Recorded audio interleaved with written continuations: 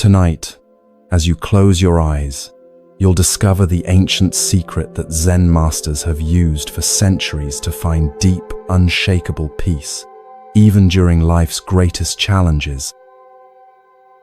This isn't just another meditation. These forgotten stories contain hidden keys that unlock the door to your most restful sleep and profound inner wisdom. Welcome back to Moonlight Temple. Those who joined us for part 1 have already experienced the remarkable difference these tales can make, with many reporting the deepest sleep they've had in years. Tonight's journey goes even deeper. Feel your body becoming heavier with each breath as you imagine yourself walking along a misty mountain path in ancient Japan. The soft padding of your footsteps creates a gentle rhythm. The air carries the scent of pine and distant wood smoke. Ahead, through parting mist, a small temple appears where a single lantern glows in the gathering dusk.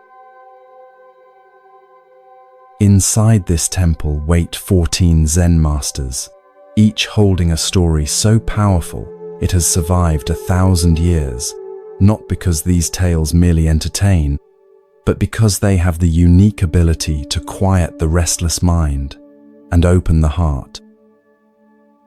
Some will surprise you with unexpected wisdom. Others will finally help you make sense of challenges you've been facing.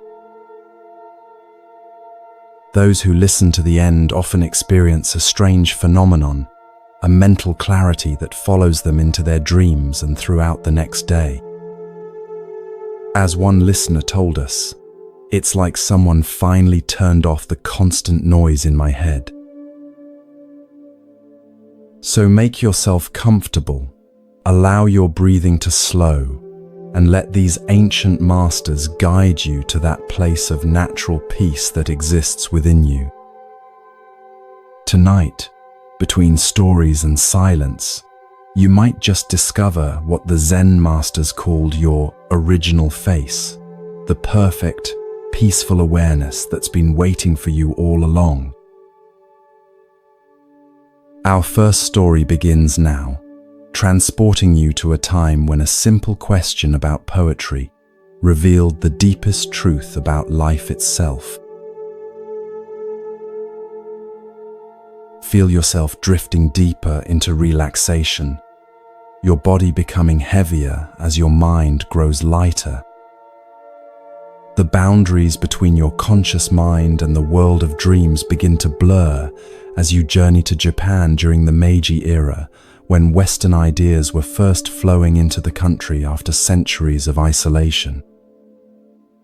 The modern world you know dissolves, replaced by the sights, sounds, and sensations of this pivotal moment in Japanese history. You find yourself approaching a traditional school building. Though modest in size, it has an atmosphere of serious study.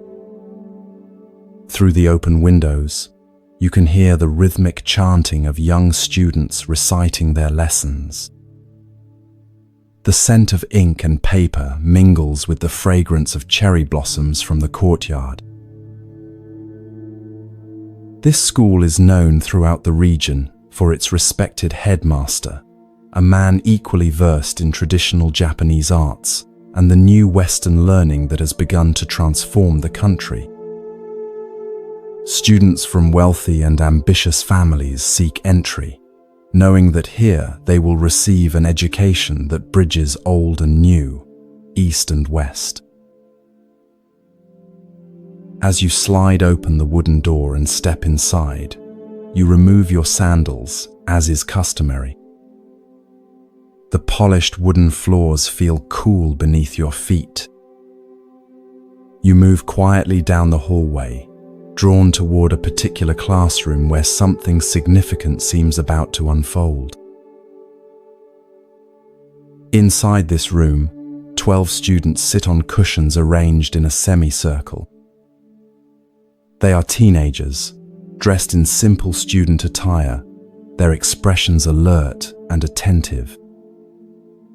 Before them sits the headmaster himself, a man perhaps in his 50s, with intelligent eyes behind round spectacles and the straight posture of someone who embodies the discipline he teaches. Today's lesson, you discover, focuses on the art of Chinese poetry, a form that has been studied by educated Japanese for centuries. Chinese characters cover the blackboard, arranged in the distinctive patterns of classical verse. The headmaster has just completed explaining the technical aspects of structure, meter, and classical allusions. One student raises his hand. He is perhaps 16, his face earnest, his posture perfect, clearly one of the most dedicated pupils. "Sensei," he asks, "I understand the technical requirements you have explained, but I still don't feel confident in my ability to create a truly good Chinese poem. Can you offer any guidance on how to capture the essence, the spirit of the form?" The headmaster regards the student thoughtfully, seeming to weigh his response. The room falls completely silent. Even the birds outside seem to pause their singing, as if they too wish to hear the master's answer to this essential question about artistic creation. To write a Chinese poem, the headmaster finally says, you must have a particular state of mind. The students lean forward slightly, notebooks ready, anticipating a detailed explanation of this special mental state, perhaps a list of meditative techniques or creative exercises. Instead, the headmaster continues, if you want to write a Chinese poem, first drink up a gallon of sake. Then lie down in a field under the warm autumn sun. Shock registers on the students' faces. This respected educator, known for his emphasis on discipline and proper technique, has just suggested intoxication and idleness as the path to poetic creation. Several exchange confused glances, wondering if this is some sort of test or joke. The earnest student who asked the question appears particularly bewildered. But sensei, he ventures hesitantly, wouldn't such behavior be considered improper? And how would one maintain the technical precision you have taught us if one were inebriated? A slight smile crosses the headmaster's face. The technical aspects I have taught you are merely the vessel, he explains. They are necessary but not sufficient. True poetry emerges when the boundaries of the calculating mind dissolve, when the artificial separation between the poet and the world falls away. The sake and sunshine are not literal prescriptions but pointers to a state of natural awareness, unclouded by excessive thinking. He pauses, noting the continuing confusion on some faces, then continues more directly. Let me ask you this. When the cherry trees blossom in spring, do they consult a manual on how to arrange their petals? When the autumn moon rises over Mount Fuji, does it worry whether it is following the proper procedure?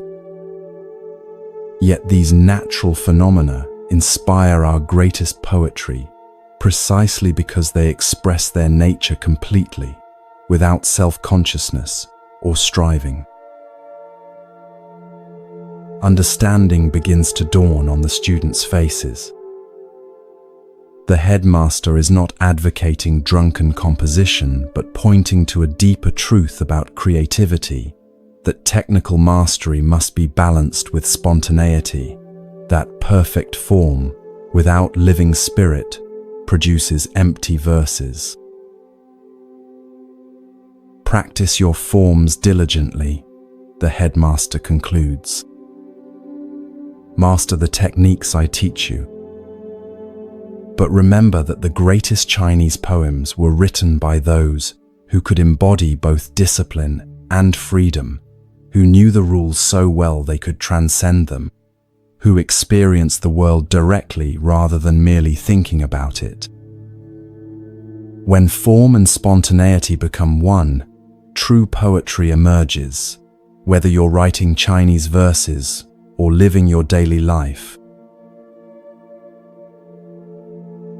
Years later, the earnest student, now a respected poet himself, would recall this lesson as the moment when his understanding of art, and indeed of life itself, fundamentally shifted. The headmaster's seemingly outrageous suggestion contained a truth that transcended the specific context of Chinese poetry, that technical perfection without direct, unmediated experience produces work that may be correct, but lacks the living spark that touches the human heart. This delightful story points to a tension present not just in artistic creation, but in spiritual practice and daily life. The balance between form and freedom, discipline and spontaneity, thinking and direct experience. The headmaster's unexpected advice highlights a paradox that many of us encounter: how the very techniques and procedures designed to help us master a skill can sometimes become barriers to its most authentic expression. In Zen Buddhism, this paradox is well recognized.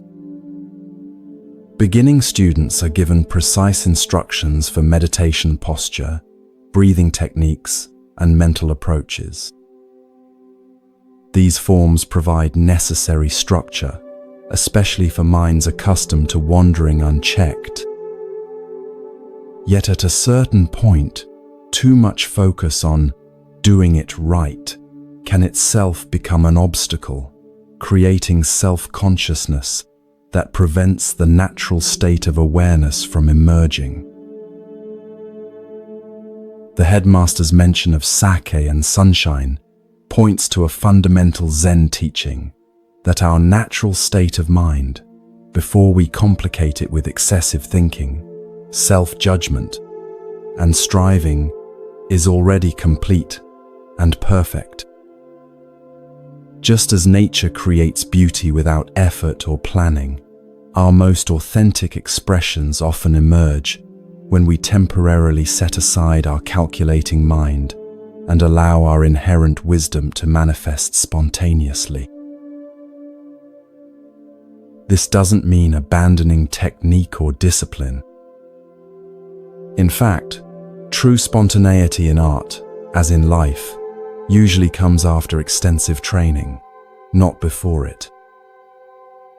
As the Zen saying goes, first there is a mountain, then there is no mountain, then there is.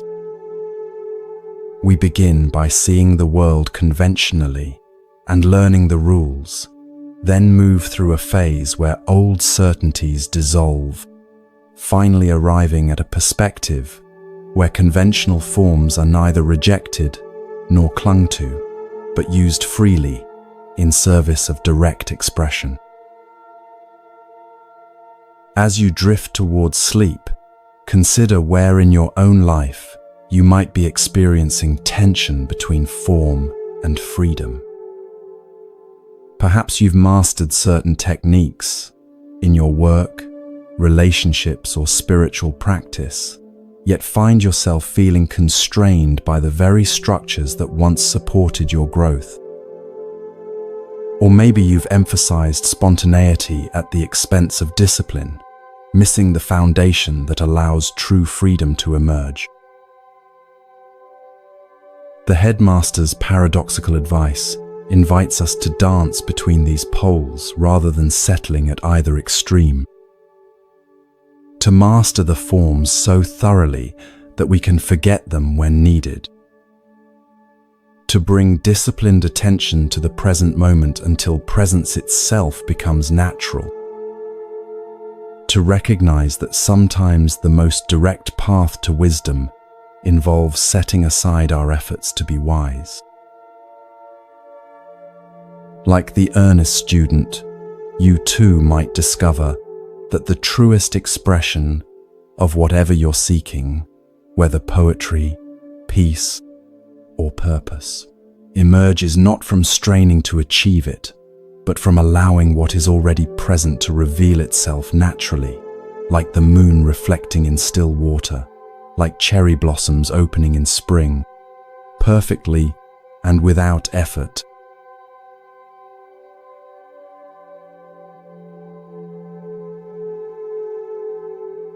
Feel your body becoming heavier now, melting into your mattress as we travel together to medieval Japan. The gentle rhythm of your breath carries you deeper into this state of peaceful receptivity. As you sink further into relaxation, imagine the weight of your eyelids growing impossibly heavy. You are now in 15th century Kyoto. Feel the cool evening air against your skin as lanterns glow in the distance. The sweet scent of cherry blossoms mingles with wood smoke. The sound of distant flutes reaches your ears. You find yourself approaching an elegant mansion where servants hurry about, preparing for an important gathering. Inside, a wealthy silk merchant paces anxiously, checking every detail. Feel the smooth wooden floors beneath your feet. Notice the perfectly arranged cushions, the gleaming lacquerware, the musicians tuning their instruments in the corner. The air carries the tantalizing aroma of rare delicacies being prepared in the kitchen. The merchant has spared no expense for this dinner party. Master Ikkyu must be impressed, he whispers to his chief servant. His presence will elevate my standing among all of Kyoto's elite. You feel his nervous anticipation, as if it were your own. As distinguished guests arrive in their silken finery, notice how each bow and greeting follows the precise choreography of status and obligation. The conversations, political alliances, business ventures, carefully disguised rivalries create a tapestry of social positioning. Yet beneath this refined surface, you sense an undercurrent of tension, of hidden calculations, and silent judgments. Suddenly, the atmosphere shifts. A figure appears at the entrance, wild-haired, dressed in simple worn robes, carrying only a wooden begging bowl. His eyes seem to look through rather than at people. This is Ikkyu, the unconventional Zen master known throughout Japan for his unpredictable wisdom. Feel the merchant's nervous relief as he hurries forward, bowing too deeply. Master Ikkyu, what an honor to welcome you to my humble home. The word humble catches in his throat as he gestures toward the obvious opulence surrounding them. Ikkyu simply nods and follows him inside. Notice the immediate hush that falls over the gathering. Experience through your own senses how the carefully cultivated social atmosphere gives way to genuine curiosity. The wild-haired monk sits cross-legged at the place of honor, a slight smile playing at the corners of his mouth. The conversations gradually resume around him, growing louder as servants bring dish after exquisite dish. Listen to the delicate clink of ceramic, the murmur of voices, the occasional burst of carefully measured laughter. Feel the merchant's growing unease as Ikkyu eats modestly, neither praising nor criticizing the lavish food. This silence somehow disturbs the host more than any criticism could. As the evening progresses and sake cups are repeatedly filled, you sense a building tension in the room. It breaks unexpectedly when Ikkyu suddenly rises to his feet. Feel the immediate attention his movement commands. "Honored host," Ikkyu says with a respectful bow, "might I trouble you for a simple cup of water from your well?" Experience the ripple of confusion passing through the room. Water? Common well water, when the finest sake in Kyoto flows freely. The merchant blinks, momentarily puzzled, then recovers. "Of course, Master Ikkyu. My servant will bring fresh water immediately." "I would prefer to draw it myself," Ikkyu replies, his voice gentle but firm. "If you would show me to your well." Follow them now as curiosity draws several guests into the garden. Feel the immediate relief of cool night air after the warmth of the crowded room. Above, the full moon hangs like a perfect silver coin. Its light washes everything in ethereal clarity: the carefully tended pines, the stone lanterns, the moss-covered ground. In one corner stands a simple stone well. Approach it with Ikkyu and the others. Feel the cool, rough stone beneath your fingers as you join them in leaning forward to peer into its depths. Far below, the dark water holds a perfect reflection of the moon, complete despite the well's narrow opening. Watch as Ikkyu reaches for the wooden bucket and rope. The creak of the pulley cuts through the night, somehow both ordinary and profound. When the bucket reaches the water, disturbing the moon's reflection, Ikkyu pauses. "Look," he says simply. "What do you see?" The moon reflected on the water offers one guest. Yes, the full moon, perfectly captured, adds another. Feel Ikkyu's presence, calm, attentive, fully embodied, as he nods and speaks. The moon travels thousands of miles through the heavens, yet its reflection rests perfectly within this humble well, undisturbed, until the water is troubled. His voice carries easily in the night air. The water reflects the moon no differently than the emperor's garden lake. The moon shows no preference. It illuminates mansions and hovels with the same light. Watch as he draws up the bucket and drinks deeply. The sound of his swallowing seems somehow significant in the expectant silence.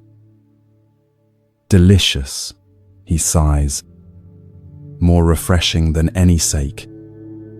His eyes now meet each person present. This well water quenches thirst perfectly, asking nothing in return.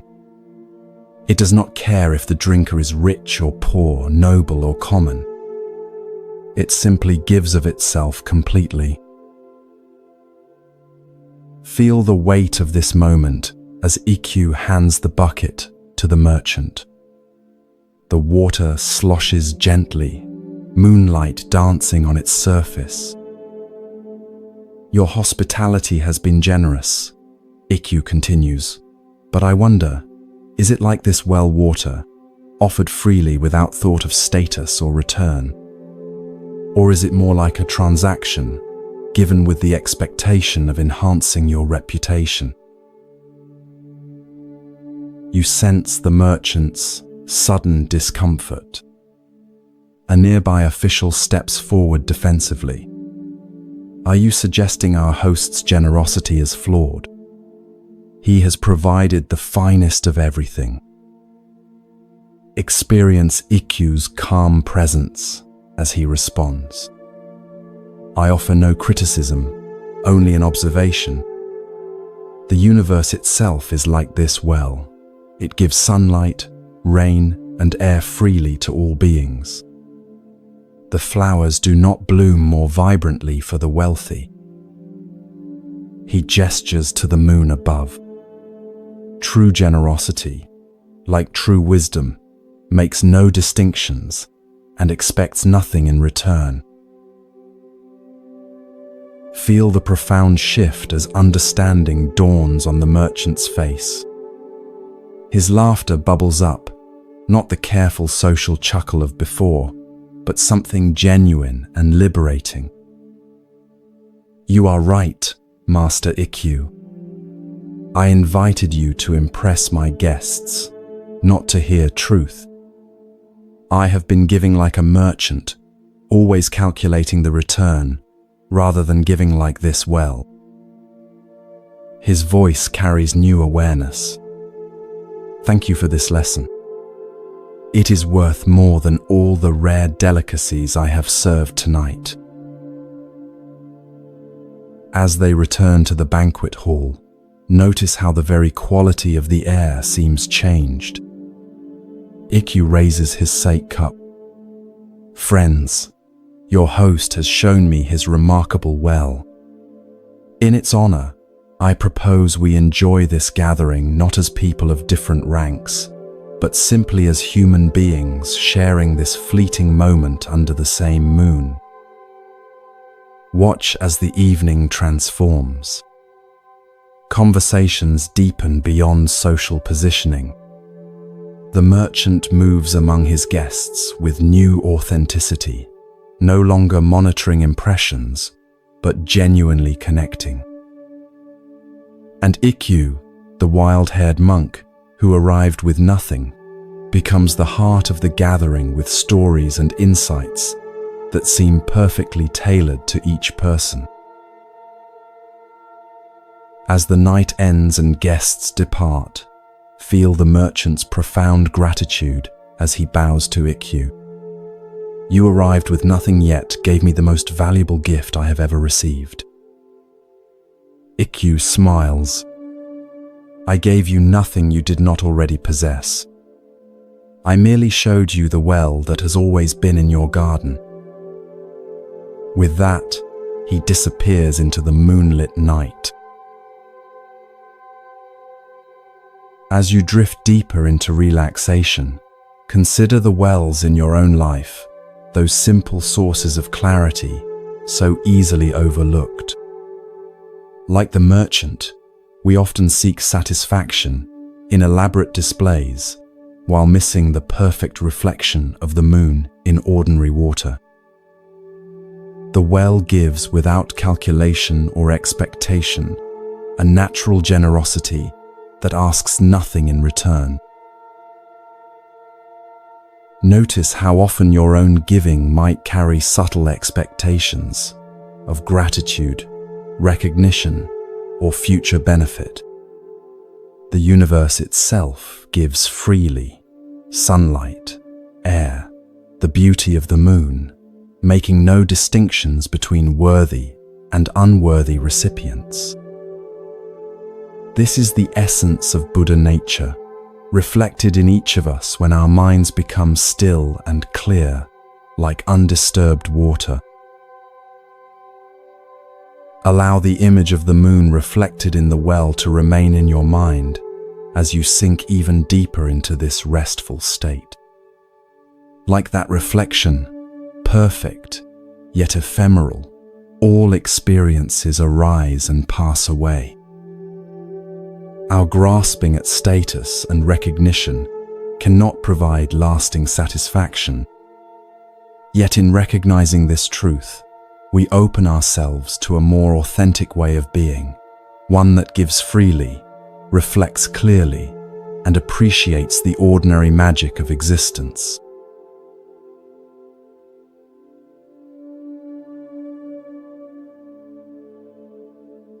Your eyelids grow heavier as you drift further from daily concerns, your body settling into that perfect stillness where ancient wisdom can reach beyond intellect, into the marrow of experience. Travel with me now through the veils of time to a Japanese countryside school where 3 young monks are about to discover the profound gap between spiritual ambition and authentic insight. Morning sunlight spills across a simple courtyard, turning dew-dampened stones to scattered jewels. The fragrance of plum blossoms mingles with the earthy scent of fresh ink being ground on stone, creating an atmosphere that seems suspended between heaven and earth. Birds call to one another from nearby trees, their songs punctuated by the rhythmic tapping of a wooden mallet striking a meditation bell in the distance. Each sound emerges from silence and returns to silence, a natural demonstration of the teaching that will soon unfold. In the center of this tranquil scene stands a modest school building, not a grand temple or formal monastery, but a place where local children receive education from a teacher who seamlessly integrates academic instruction with spiritual wisdom.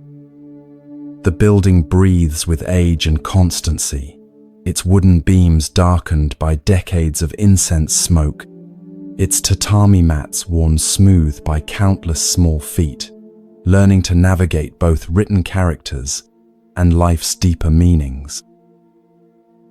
On the veranda sits the schoolmaster, a middle-aged man whose unpretentious appearance gives no obvious indication of his profound insight.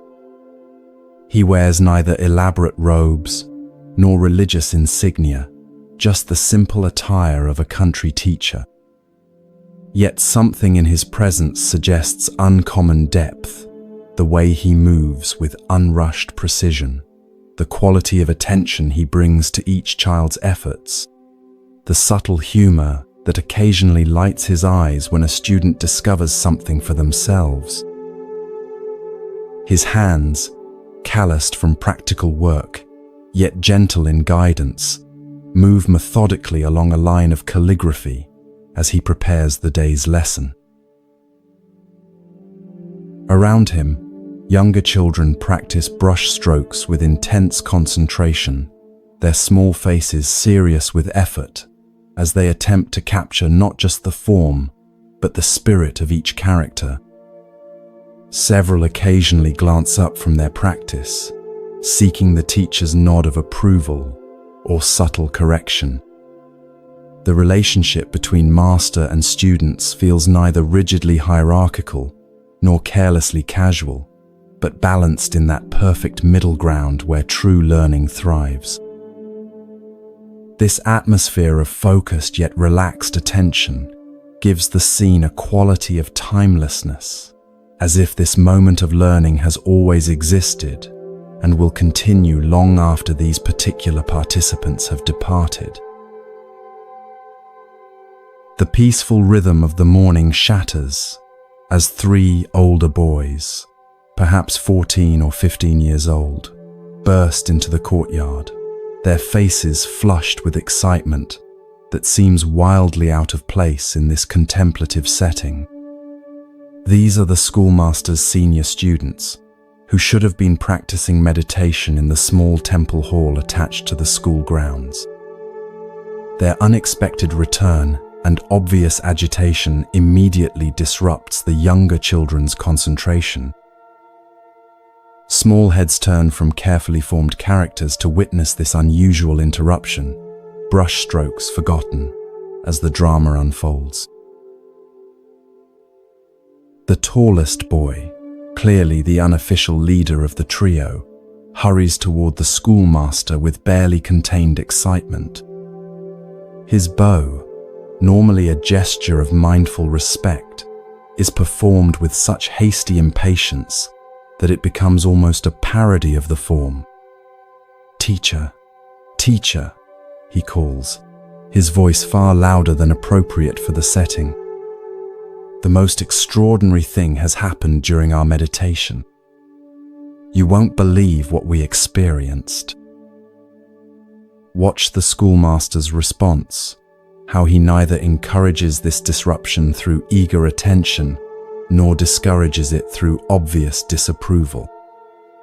His face registers neither annoyance at the interrupted lesson, nor excitement at the boys' news.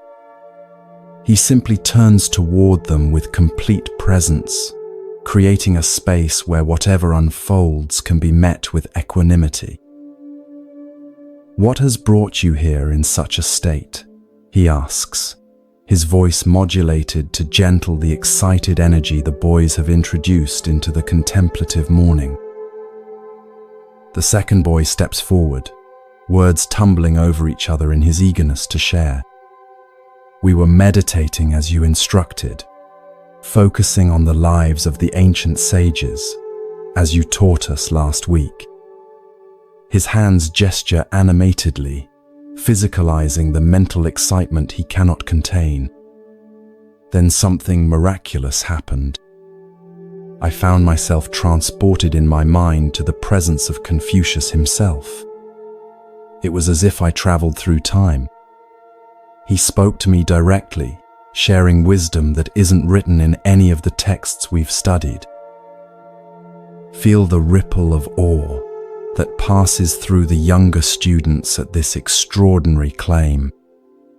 Their brushes lie forgotten as wide eyes move between the breathless storyteller and their teacher, seeking confirmation that such miraculous communication is indeed possible. A few whisper behind cupped hands, their expressions combining wonder with the first seeds of skepticism that mark developing discernment. The third boy, not to be outdone, quickly adds his own supernatural encounter. "That's nothing compared to my experience," he interjects, stepping slightly in front of his companion. "Lao Tzu himself appeared before me, revealing secret teachings about the Tao that have never been written down. He showed me visions of perfect harmony between heaven and earth, and explained the true meaning of the uncarved block." As he speaks, his chest visibly expands, with the importance of being selected for such rarefied wisdom. The first boy, clearly unwilling to be overshadowed, raises his voice to reclaim attention. "But I had the most profound experience of all," he announces, positioning himself center stage. "Buddha himself appeared before me, surrounded by golden light. He told me I have a special destiny and revealed insights that will revolutionize our understanding of his teachings."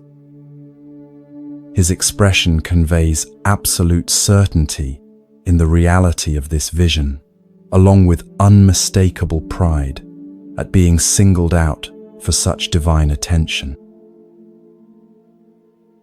Study the schoolmaster's face during these increasingly competitive spiritual claims. Where others might show skepticism, irritation, or even angry dismissal of such obvious fabrications, his expression reveals only patient attention. No judgment creases his brow, no sarcasm tightens his mouth. He simply observes, creating through his complete presence a mirror in which the young monks might eventually see themselves clearly. The younger students have now completely abandoned their calligraphy practice, all eyes moving between the bold storytellers and their unusually quiet teacher. The morning sounds continue unchanged. Birds call, insects hum. The distant temple bell marks time's passage, creating a natural backdrop of constancy against which this human drama of ambition and exaggeration plays out. After what feels like a very long moment of silence, a space the schoolmaster neither rushes to fill nor awkwardly extends, he finally speaks. "How remarkable," he says simply, his tone neither endorsing nor dismissing these extraordinary claims. "Each of you has had such a vision." He rises unhurriedly from his seated position, brushing his simple robe with hands that have known both scholarly and physical labor. "Please, come with me. I wish to show you something before we discuss these experiences further." The three boys exchange glances, their earlier bravado slightly dented by this unexpected response. They had clearly anticipated either impressed amazement or perhaps skeptical questioning, reactions they had prepared for with further elaborate details. This calm redirection catches them off balance. Nevertheless, they follow the schoolmaster as he walks toward the small kitchen at the far end of the courtyard, their earlier excitement now tinged with puzzlement. Inside the modest kitchen, an elderly cook prepares the midday meal with the same meditative attention the schoolmaster brings to teaching. His gnarled hands move with surprising grace as he slices vegetables harvested that morning from the school garden. Rice steams in a large pot, filling the air with its clean, comforting aroma. The cook acknowledges the schoolmaster with a slight nod, but continues his work without interruption, embodying the principle that even the most mundane tasks contain opportunities for complete presence. The schoolmaster approaches a shelf where various containers hold kitchen staples. With deliberate movements that invite full attention, he reaches for a small ceramic jar, removes its lid, and extends it toward the three boys. "Please," he says, "each of you taste this, and tell me what you think." Observe how this simple request immediately alters the atmosphere. The boys look at each other in confusion, then at the jar containing what appears to be ordinary salt. This mundane substance seems worlds away from the exalted spiritual visions they were describing moments before. The jarring shift from transcendent claims to this prosaic reality creates a moment of cognitive dissonance that the schoolmaster allows to hang in the air, neither explaining nor apologizing for this unexpected turn. The first boy, perhaps wanting to maintain his leadership position, steps forward. He wets his finger, dips it into the jar, and brings a small amount to his mouth. His face immediately contorts in an expression of disgust that seems impossible to fake. "Ugh!" he exclaims, unable to maintain any semblance of dignity. "This is terribly bitter. It's not salt at all. It must be some kind of medicine or poison." The second boy, now more cautious after his friend's reaction, takes only the tiniest taste. His expression registers surprise rather than disgust. "No, it's not bitter," he contradicts with the certainty of direct experience. "It's intensely sour, like unripe plums or vinegar." The third boy, perhaps hoping to demonstrate superior discernment, tastes the substance and nods with sage importance. "You're both wrong," he declares with authority. "It's neither bitter nor sour, but unbearably salty, much more concentrated than what we normally use in cooking." Feel the tension building in this simple kitchen as the three boys realize they have given completely contradictory answers about something as basic and verifiable as the taste of a common substance. The elderly cook continues his vegetable preparation, but his movements have slowed, and you sense he is listening carefully to this exchange. The schoolmaster remains silent, his gentle eyes moving from face to face as the boys begin to argue with each other, their former unity in spiritual one-upmanship dissolving into mutual accusations. How can you possibly say it's sour? Your sense of taste must be completely defective, the first boy insists to the second.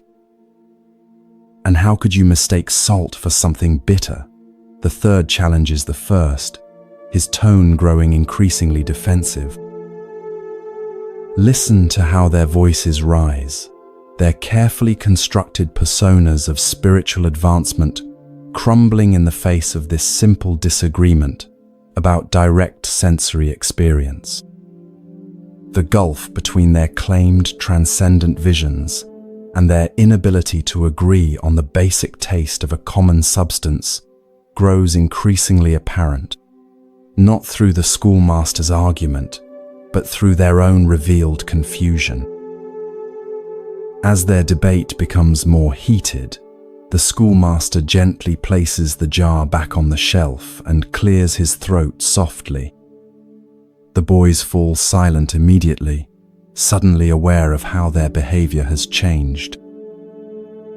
The contrast between their earlier claims of mystical communion with ancient sages and their current bickering over table salt creates a moment of stark revelation that no lecture could have accomplished.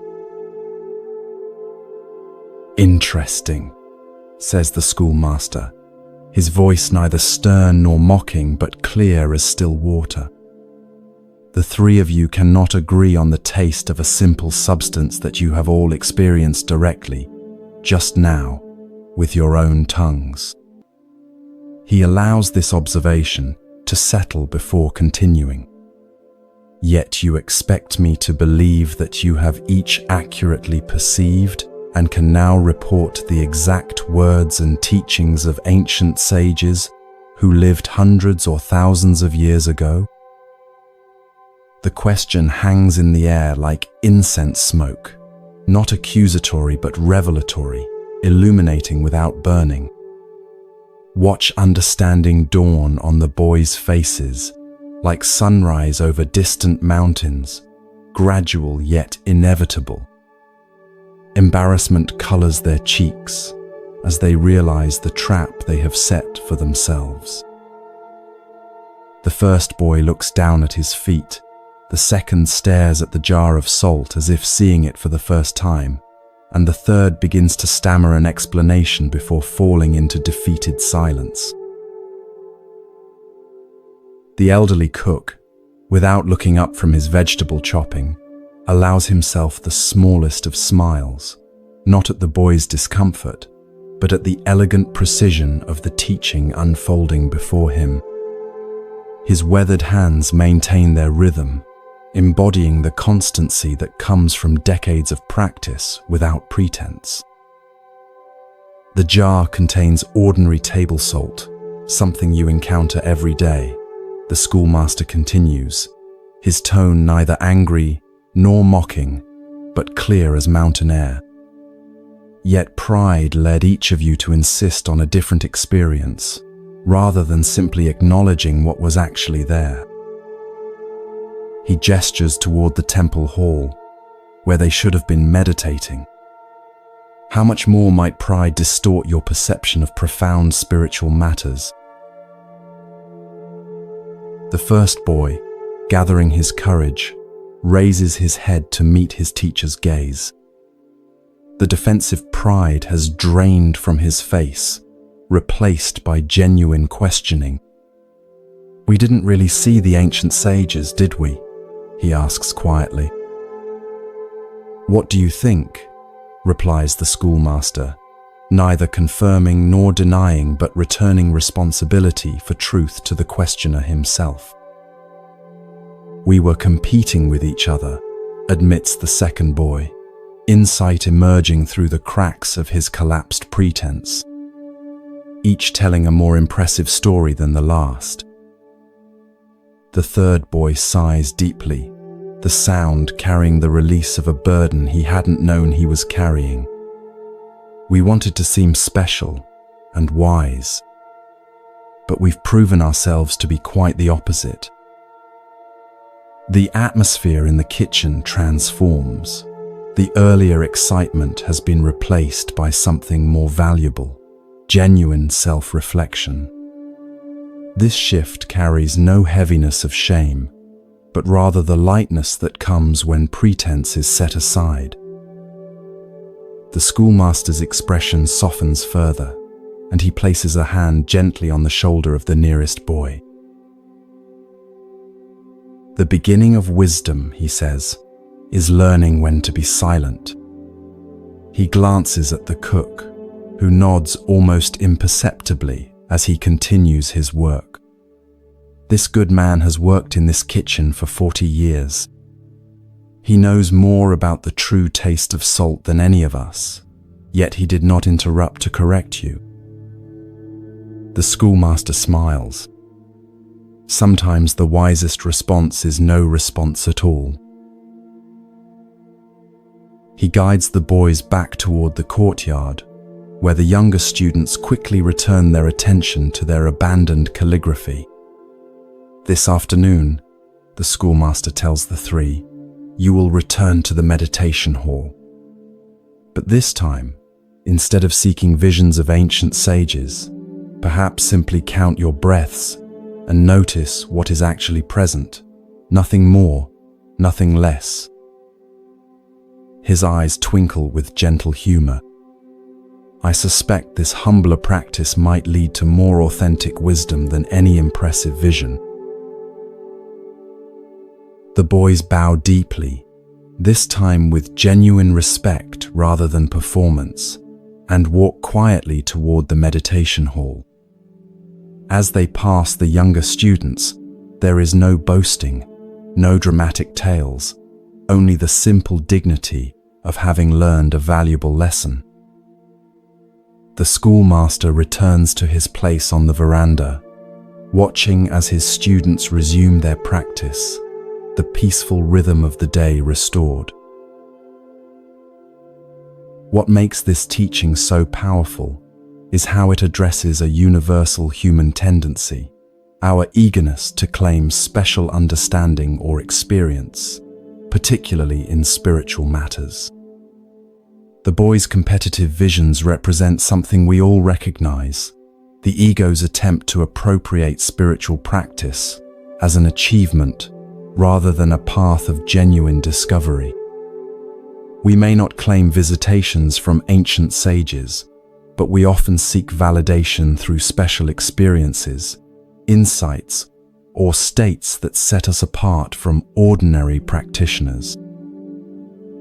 The genius of the salt tasting lies in how it grounds abstract spiritual claims in immediate sensory reality.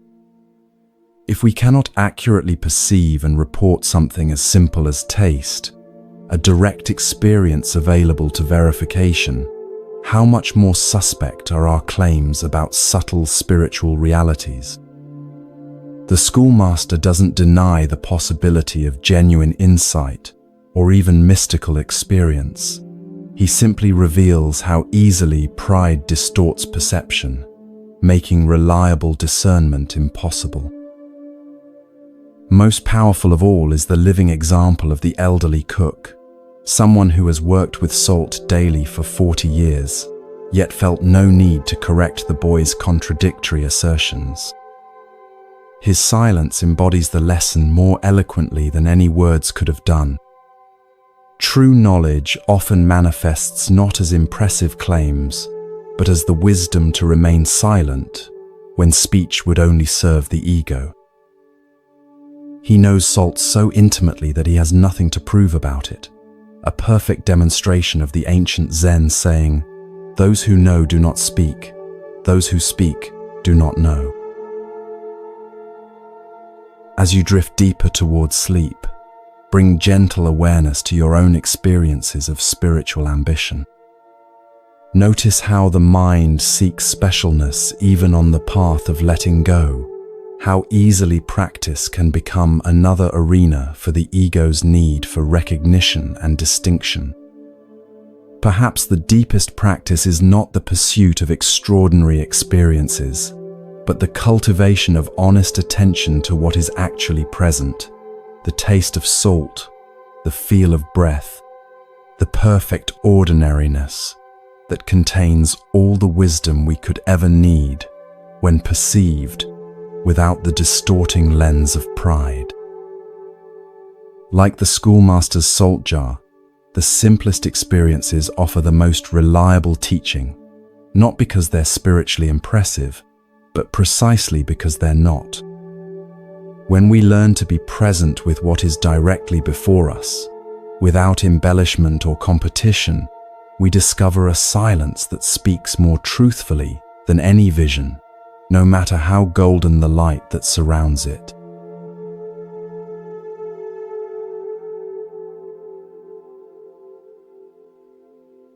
Feel yourself drifting deeper now, your body becoming heavier with each breath. The boundaries between wakefulness and sleep begin to blur as your mind opens to receive another ancient teaching. Let yourself be carried to a remote mountain monastery in medieval Japan, where winter has arrived with unexpected ferocity. You find yourself standing in a stone courtyard dusted with the first snow of the season.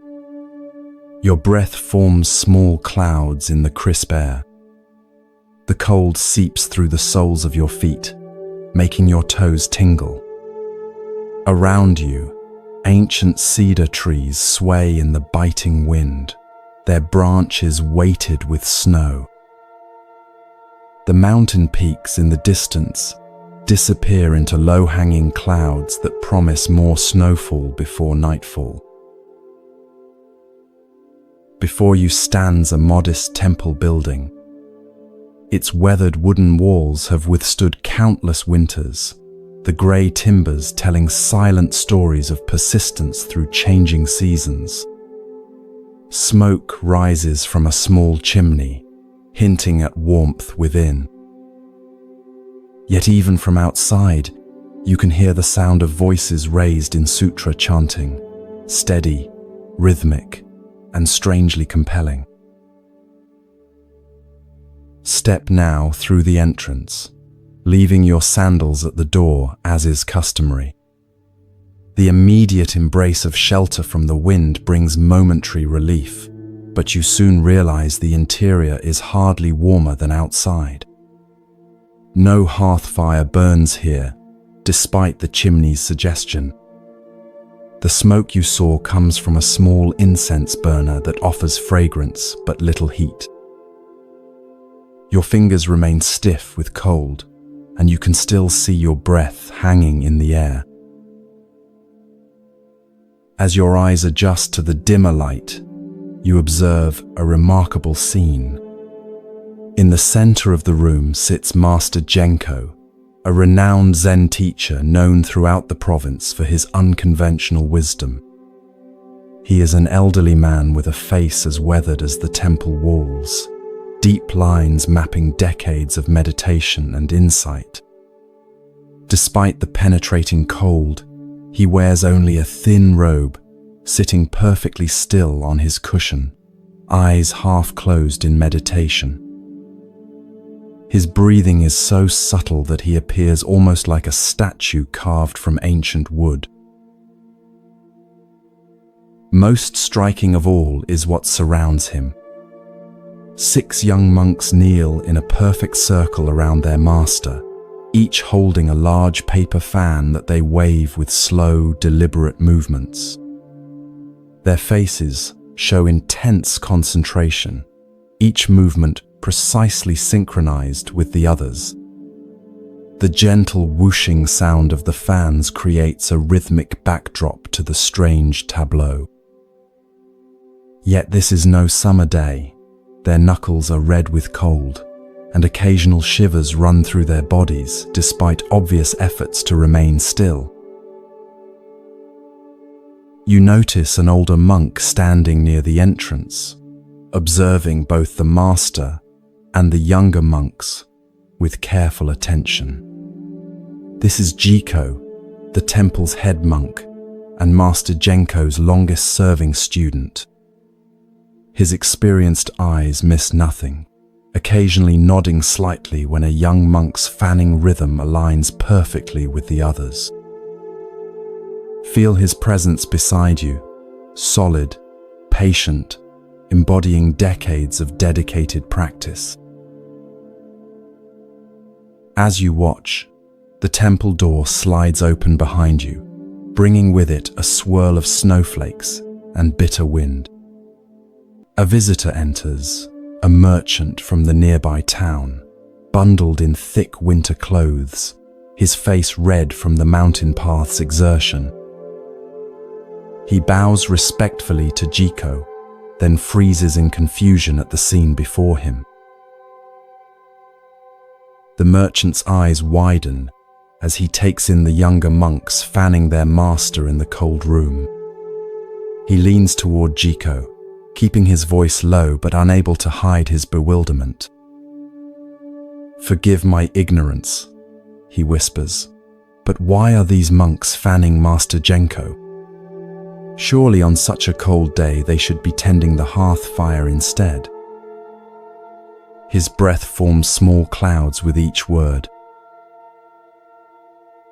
Feel Jiko's quiet amusement as he turns to the merchant. His voice is low but carries the weight of someone who has walked the path long enough to understand its seemingly strange turns. "These monks are not fanning to cool the air," he explains. "They are training their minds." He gestures toward the circle of devoted students. Master Genko teaches that true practice continues, regardless of external conditions. The merchant pulls his winter robe tighter around himself, still confused. But surely there are more practical lessons to be learned. And wouldn't the master be more comfortable with warmth rather than fanning in this bitter cold? Watch as Jiko's weathered face forms a knowing smile. "Comfort is not the purpose of their practice," he says, "nor is cooling the air." He lowers his voice further, and you lean in to hear his words. In summer, when the heat is oppressive, the young monks complain about having to fan the master for hours. They see it as merely a physical comfort for him, missing the deeper training. "What deeper training?" asks the merchant, his eyebrows raised. "The training of unbroken attention," replies Jiko, "of commitment that doesn't waver with changing circumstances." He gestures toward the youngest monk, whose arms have begun to tremble slightly from the extended effort. In summer, they think, this fanning is merely for the master's comfort. In winter, that illusion cannot stand. Now they must confront the true purpose of their practice. Feel the merchant's growing curiosity. "And what is that true purpose?" he asks. Jiko's eyes crinkle at the corners. "To continue, regardless of conditions. To maintain precise attention, whether circumstances are favorable or unfavorable." He nods toward Master Genko, who remains perfectly still at the center of the fan circle. The master could easily order a fire to be lit. He chooses not to, not from asceticism, but to create this teaching moment. Study the young monks more carefully now. Notice how, despite their discomfort, their movements remain deliberate and mindful. Each sweep of the fan is performed with complete attention, neither hurried to finish the task, nor performed mechanically without presence. Their discomfort is real. You can see it in the occasional shiver, in their reddened fingers, yet something deeper than physical comfort holds them to their practice. In summer, Jiko continues, they learn to fan despite heat and sweat and fatigue. Now in winter, they learn to fan despite cold and questioning minds that say, "This makes no sense." He turns to face the merchant directly. "Tell me, when you maintain your business accounts, do you only do so when you feel enthusiastic about the task?" The merchant chuckles softly. "Of course not. The accounts must be maintained regardless of my feelings about the work." "Exactly," says Jiko with an approving nod. "And is it not true that over time, you've developed the ability to bring your full attention to those accounts, even when you'd rather be doing something else?" "Yes," admits the merchant, "though I never thought of it as spiritual training." Feel the warmth of Jiko's smile despite the cold room. All of life can be training if approached with the right mind, he says. These young monks are learning something that will serve them far beyond temple walls. They are discovering that their commitment need not depend on external conditions. He gestures toward the circular pattern of the fanning monks. Look how precisely they maintain the rhythm together. This requires complete presence. There is no room for thoughts about cold or comfort. As if on cue, Master Genko opens his eyes. Without a word, he makes a subtle gesture with one hand. Immediately, the monks stop fanning in perfect unison, placing their fans on the floor before them with synchronized movements. The sudden stillness feels profound after the rhythmic fanning. The master speaks, his voice surprisingly strong and clear for someone of his advanced age. "Today you have begun to understand true practice," he says to the young monks. "In summer, you fanned thinking it was for my comfort, and your minds were filled with resistance. In winter, you fanned knowing it could not be for comfort, and so you had to find the deeper purpose." His eyes move from face to face, making direct contact with each student. "Tell me, what did you discover?" The eldest of the young monks bows respectfully. "That true practice continues regardless of circumstances, Master." Another monk adds that our excuses and preferences are just thoughts that arise and fall away, while our commitment can remain steady. A third monk, the one whose arms had trembled visibly during the practice, speaks more hesitantly. "I discovered that when I focused completely on each movement of the fan, I forgot about the cold. It was only when my mind wandered to complaints that I suffered." Master Genko nods, a slight smile softening his austere features. "Good. Now you may light the fire and prepare tea." As the monks rise to attend to these tasks, he adds, "Remember this lesson when spring comes, and then summer, and then autumn. The seasons change, conditions change, but true practice remains consistent through it all." He turns his attention to the merchant, acknowledging his presence with a small nod. "Our visitor has brought questions from the town. Let us welcome him properly." Watch as the monastery transforms. Within minutes, a fire crackles in the hearth, gradually warming the room. The young monks move with the same mindful attention, whether sweeping the floor, stoking the fire, or preparing tea vessels. The earlier discomfort seems forgotten, replaced by focused engagement with each new task. As you observe this scene, consider the lesson hidden within this unusual practice. How often do we allow external conditions to determine our commitment? How frequently do we permit discomfort, inconvenience, or changing circumstances to pull us away from what matters most?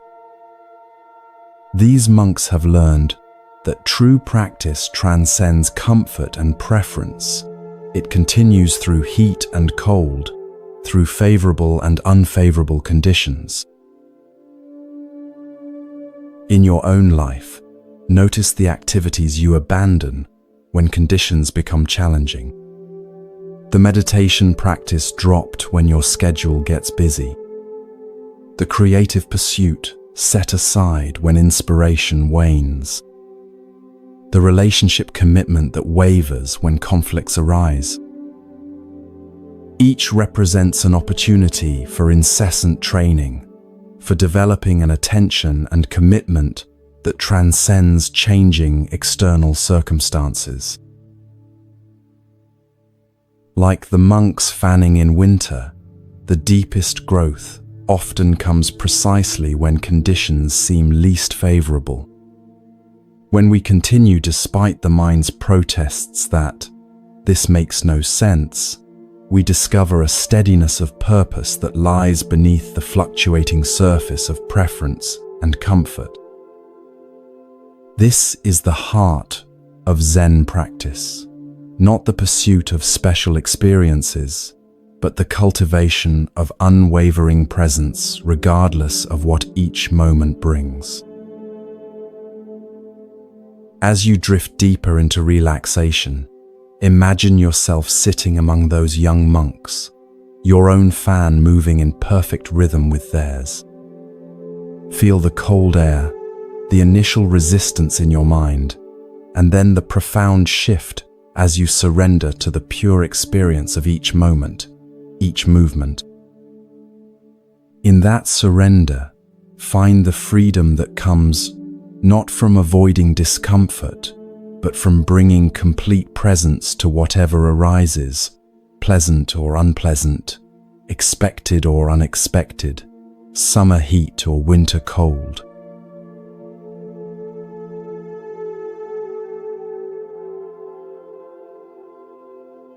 Allow your awareness to settle more deeply now, your body growing heavier with each breath.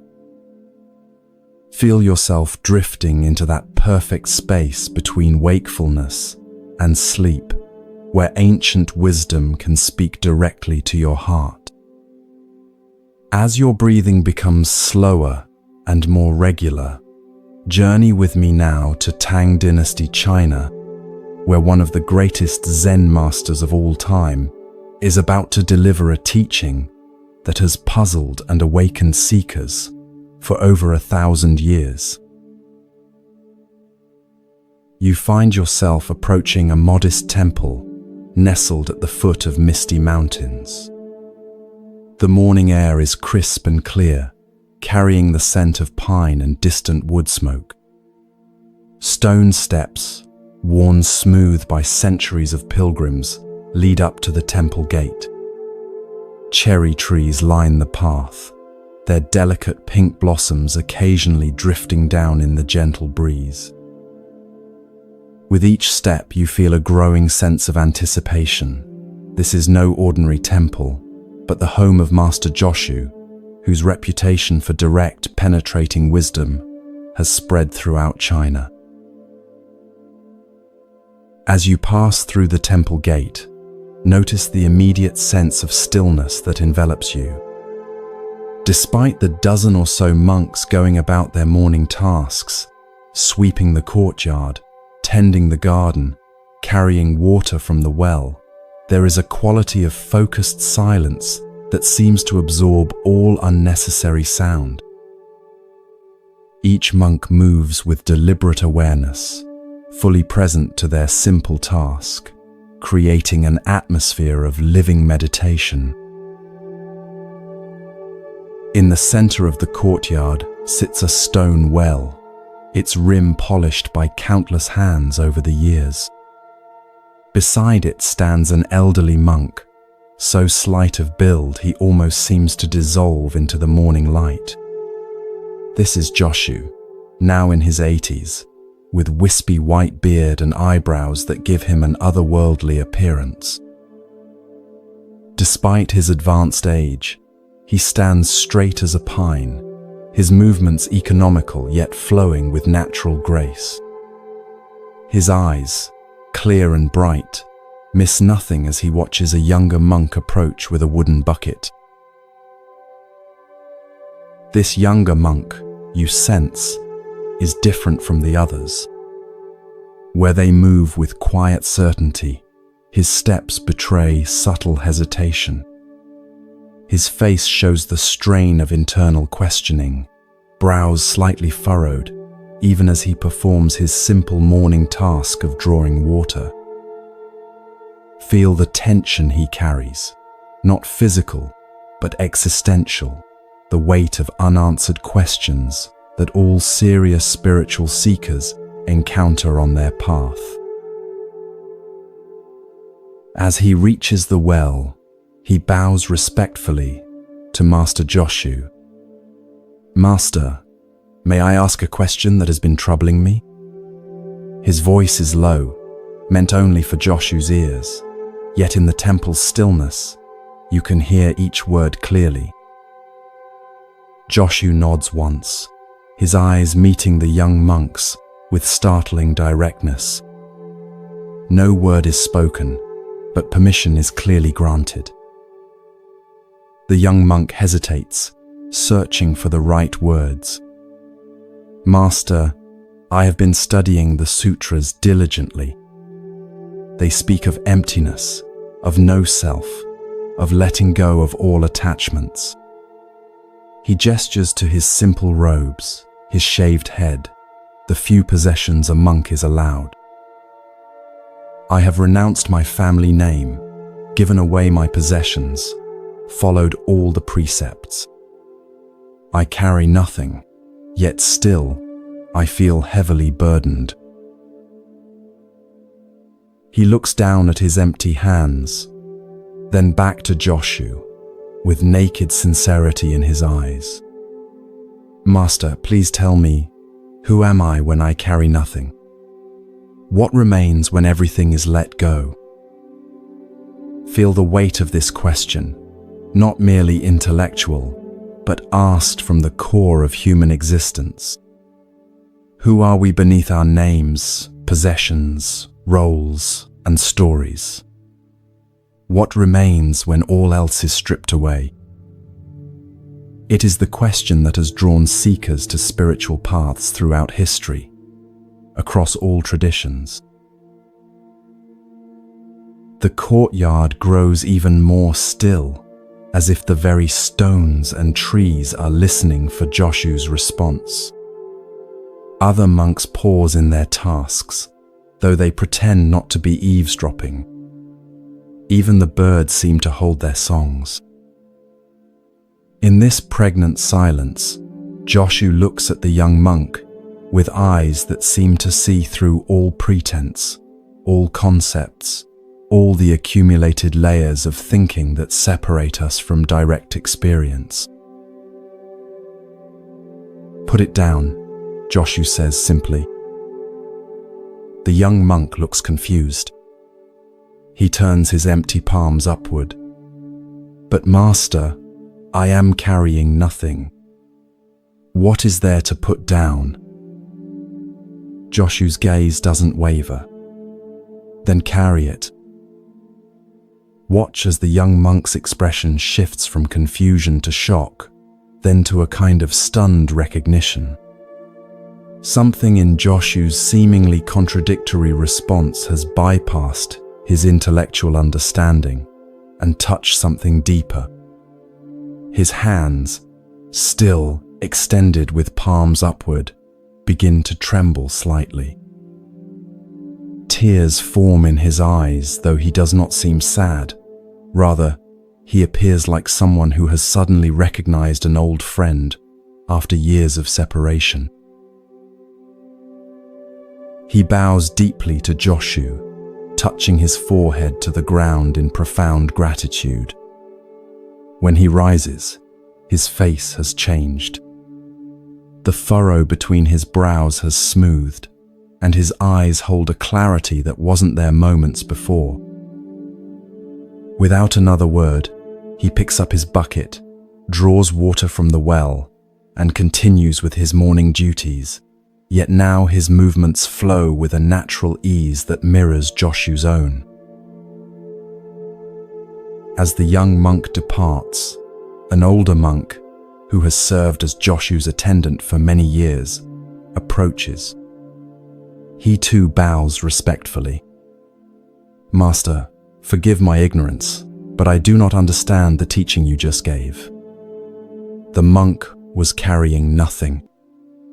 "What did you mean by telling him to put it down, and then to carry it?" Feel the gentle amusement in Joshu's expression as he turns to his longtime attendant. "He was carrying the heaviest burden of all," Joshu says. The idea of carrying nothing. The attendant's eyes widen slightly as understanding dawns. "Ah, I see." He was attached to his detachment. He was proud of his emptiness. Joshu nods, his eyes twinkling. Even nothing, when clung to, becomes something. He runs his hand along the stone rim of the well. When you truly carry nothing, you don't need to think about carrying nothing. When you truly let go, you don't need to congratulate yourself for letting go.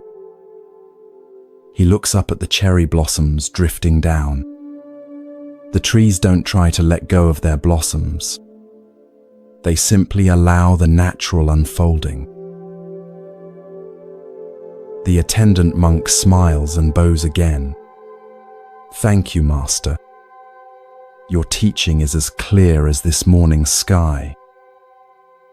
He hesitates, then adds with a mischievous glint in his eye, "But now, I find myself proud of understanding. What should I do with this new burden?" Joshu laughs, a bright, spontaneous sound that seems to come from his entire being. "Put it down," he says. "Or carry it. What does it matter? Just don't stand around all day talking about it when there's water to be carried and floors to be swept." With that, he turns and walks toward the meditation hall, still chuckling to himself. As you observe this scene, feel the profound teaching hidden within this seemingly simple exchange. How often do we take pride in our spiritual accomplishments? How subtly we cling to our ideas of non-attachment, our concepts of emptiness, our identity as someone who has let go. Yet these very notions become new burdens, new forms of carrying, new ways of solidifying a sense of self, the very thing we were trying to release. Joshu's brilliance lies in exposing this deep paradox with just 4 words: put it down, and then carry it. With this seemingly contradictory instruction, he cuts through the young monk's conceptual understanding to reveal something more fundamental. When we truly let go, we don't need to think about having let go. When we are genuinely empty, we don't need to cling to our emptiness. We simply live each moment as it comes, carrying what needs to be carried, putting down what needs to be put down, without excessive self-consciousness about the process. In your own life, Notice how spiritual concepts and practices can become new forms of baggage. The meditation technique you pride yourself on mastering, the insights you replay in your mind, thinking, "I got it," the identity of being mindful or spiritual that you carefully cultivate. Each represents a subtle form of carrying, a new attachment that can be as binding as the worldly attachments you sought to transcend. True freedom, Joshu suggests, isn't found in perfecting emptiness or mastering non-attachment as concepts. It's found in the simple, direct experience of this moment, carrying water when water needs carrying, putting down burdens when they're no longer needed, all without the additional layer of thinking about what you're doing or what it means about you. Like the cherry tree releasing its blossoms without pride or regret, your true nature unfolds most perfectly when you're not standing apart from it, observing and judging. As you continue to relax more deeply, imagine yourself as that young monk standing before Joshu with empty hands yet a burdened mind. Feel what it might be like to suddenly recognize that even your cherished spiritual understanding, your ideas about emptiness, your concept of having let go, has become something you're carrying.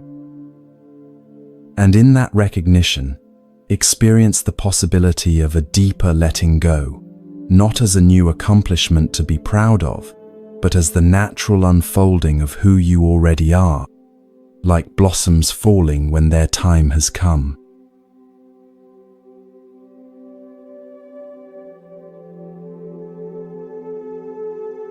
As you continue to drift deeper into this peaceful state, allow your mind to release any remaining tension. With each breath, you're sinking further into relaxation, your body becoming heavier, your thoughts growing quieter. Now, travel with me to 19th century Japan, to a temple where an unusual master teaches through his every action, even when no words are spoken. You find yourself walking along a shaded mountain path on a sweltering summer day. The cicadas' persistent chorus fills the air, their sound rising and falling like waves of heat. Feel the warm breeze against your skin, carrying the sweet scent of summer grasses and distant rain. Sweat beads on your forehead and trickles down your back as you climb the stone steps leading to the temple. Around you, maple trees provide occasional patches of shade, their green leaves motionless in the still afternoon air. As you approach the temple entrance, you notice two young monks sitting on the wooden veranda. They wear simple cotton robes appropriate for the season, their sleeves rolled up against the heat. Small fans move listlessly in their hands, creating more gesture than breeze. Their faces glisten with perspiration as they quietly discuss something that seems to puzzle them both. Drawing closer, you overhear fragments of their conversation. "Even today, in this heat," one says, shaking his head in disbelief. "All 9 layers," replies the other, "without fail, regardless of the season." They pause as they notice your presence, offering respectful nods before returning to their hushed discussion. Step now through the temple gate into a small courtyard paved with smooth stones. The afternoon sun has turned this space into a crucible, heat radiating from every surface. Even the stone lanterns and carefully pruned shrubs seem to wilt under the oppressive temperature. Yet despite this furnace-like atmosphere, you notice something extraordinary happening in the center of the courtyard. There stands Master Kasan, renowned throughout the region for his strict adherence to traditional practices. Unlike the younger monks in their seasonal attire, Kasan is dressed in the full formal robes of a Zen master, 9 layers of heavy silk brocade, complete with the ceremonial outer robe reserved for official temple functions. The elaborate black hat of his office sits squarely on his head, its weight evident in his deliberate posture. This formal attire would be appropriate for receiving government officials or conducting major ceremonies, but on this blistering summer afternoon, there appears to be no special occasion whatsoever. Most striking of all is what this formal dress is costing him. Sweat pours freely down Kasan's face, soaking the collar of his innermost robe. The outer layers of silk are visibly dampened at the shoulders and chest. His face has the deep flush of someone enduring significant physical strain. Yet his expression remains composed, his movements deliberate and dignified as he inspects the temple gardens, pausing occasionally to adjust a stone or remove a weed with precise, unhurried gestures. An elderly monk approaches from a nearby building, moving with the careful steps of advanced age. This is Sotan, who has served as the temple's head monk for over 3 decades. His simple summer robe hangs loosely on his thin frame, yet he carries himself with natural dignity that requires no formal attire. He bows to Master Kasan, then gestures toward the temple's meditation hall. "Master, the afternoon instruction period will begin shortly," he says, his voice carrying the slight quaver of elderly years. "Perhaps today, given the exceptional heat, you might consider more comfortable attire. The students would surely understand." Kasan turns to his old friend, his face serious but not stern. Beads of sweat continue to trace paths down his temples and cheeks. "Thank you for your concern, Sotan," he replies, "but I will continue as always." Sotan nods, unsurprised by the response. This is clearly a conversation they have had many times before. He bows again and begins to turn away, then pauses. "The new students are asking questions," he says quietly. "They wonder why you insist on full ceremonial robes, even on days when no ceremonies are conducted and no visitors are expected." A subtle smile appears at the corners of Kasan's mouth. "And what do you tell them?" "I tell them to observe carefully and find the answer in their own practice," replies Sotan. "But I confess, even after 30 years, I sometimes wonder myself about the necessity of such formality in private moments. Feel the weight of this honest exchange between 2 men who have dedicated their lives to the same path, yet approach it differently." Kasan does not immediately respond.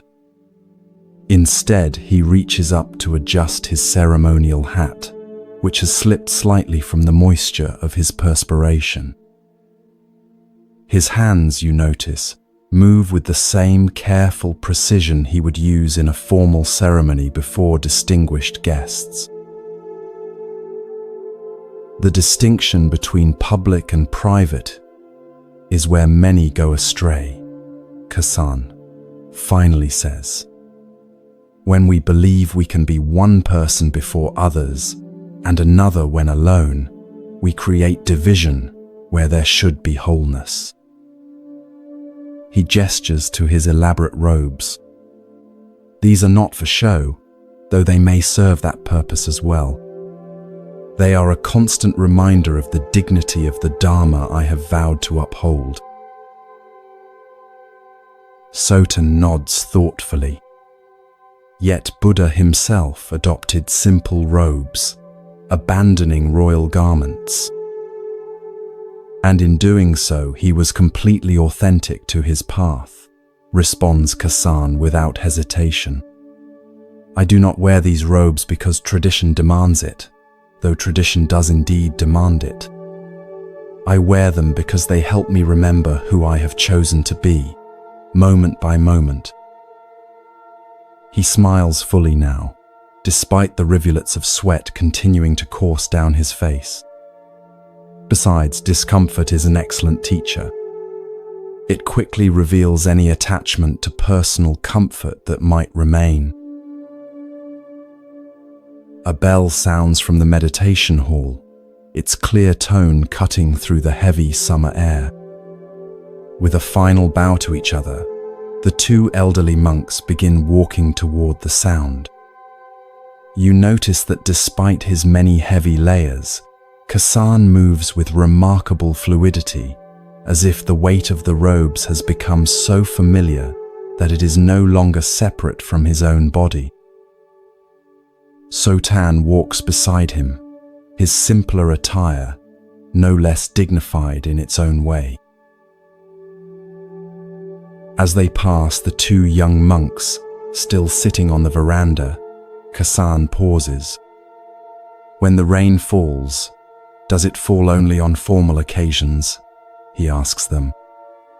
When the sun rises, does it rise only for important events? Nature maintains its dignity without regard for who is watching. With that, he continues toward the meditation hall, leaving the young monks looking after him, with new understanding dawning in their eyes. Later that evening, as twilight brings the first hint of relief from the day's heat, you observe a small group of students gathered in the garden. They speak in hushed tones about their master's unusual practice. I always thought the ceremonial robes were just for impressing visitors, one young monk admits. But today there were no visitors, and still he wore all 9 layers in this terrible heat. An older student nods thoughtfully. Before I came to this temple, I studied with 3 other masters. Each was different, one extremely strict in public, but casual in private, another casual at all times, a third inconsistent from day to day. He looks toward the meditation hall where Kasan can be seen through an open door, still in his formal attire despite the day's end. But Master Kasan is the same person at all times, whether alone or before 1,000 people. But why put himself through such discomfort? Asks the youngest student. Surely Buddha's teaching doesn't require unnecessary suffering. The older student smiles. Have you noticed that despite the heat and the heavy robes, the master never complains, never mentions his discomfort, never draws attention to his sweat or seeks sympathy? He gestures toward Kasan's distant figure. The robes are heavy, yes, but he carries them lightly. That is the true teaching. As darkness falls and lanterns are lit around the temple grounds, you find yourself reflecting on Kasan's uncommon dedication. His practice goes beyond mere rule following or tradition for tradition's sake. There is something profound in his refusal to distinguish between public and private moments, in his commitment to embodying his role completely, rather than putting it on and taking it off like a costume. The sweat that soaks his ceremonial robes becomes not a sign of foolish stubbornness, but a testament to extraordinary integrity. this story invites us to examine the consistency of our own practice. How often do we present one face to the world and another in private? How frequently do we compromise our deepest values when no one is watching? How readily do we abandon our commitments when they become uncomfortable or inconvenient? Kassan's sweat-soaked robes challenge us to consider what it might mean to live with complete authenticity, not performing for others, but fully embodying our chosen path in every moment. The formality of Kassan's practice might seem extreme, even unnecessary. Yet there is profound wisdom in his refusal to divide life into important moments that deserve our full attention and ordinary moments where we can relax our awareness.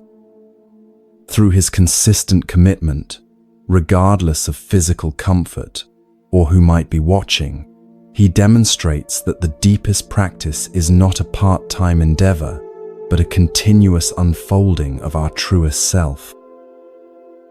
Every moment becomes sacred when approached with such unwavering presence. As you drift deeper into relaxation, consider where in your own life you might wear different robes, depending on who is watching. Notice the subtle divisions between your public and private selves, the values you espouse, and those you actually live by when no one is looking. Kassan's lesson isn't about maintaining rigid formality or unnecessary discomfort, but about the profound freedom that comes from undivided authenticity, from being wholly yourself in every circumstance, carrying your commitments with the same care, whether in solitude or before the world.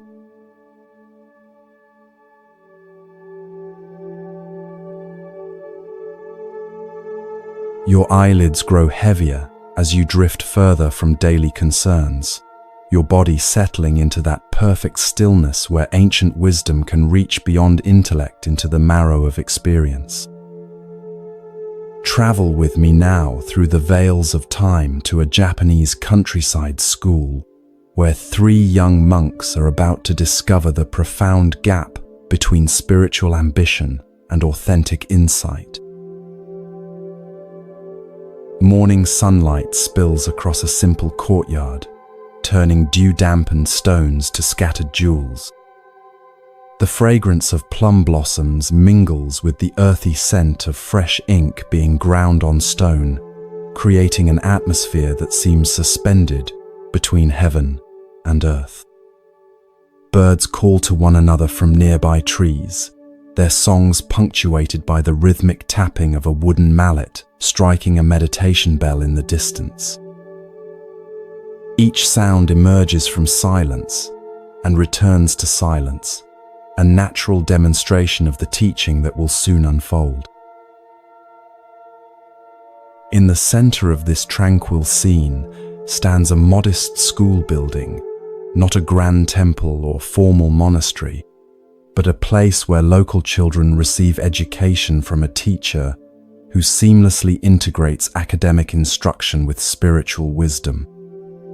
The building breathes with age and constancy, its wooden beams darkened by decades of incense smoke, its tatami mats worn smooth by countless small feet, learning to navigate both written characters and life's deeper meanings.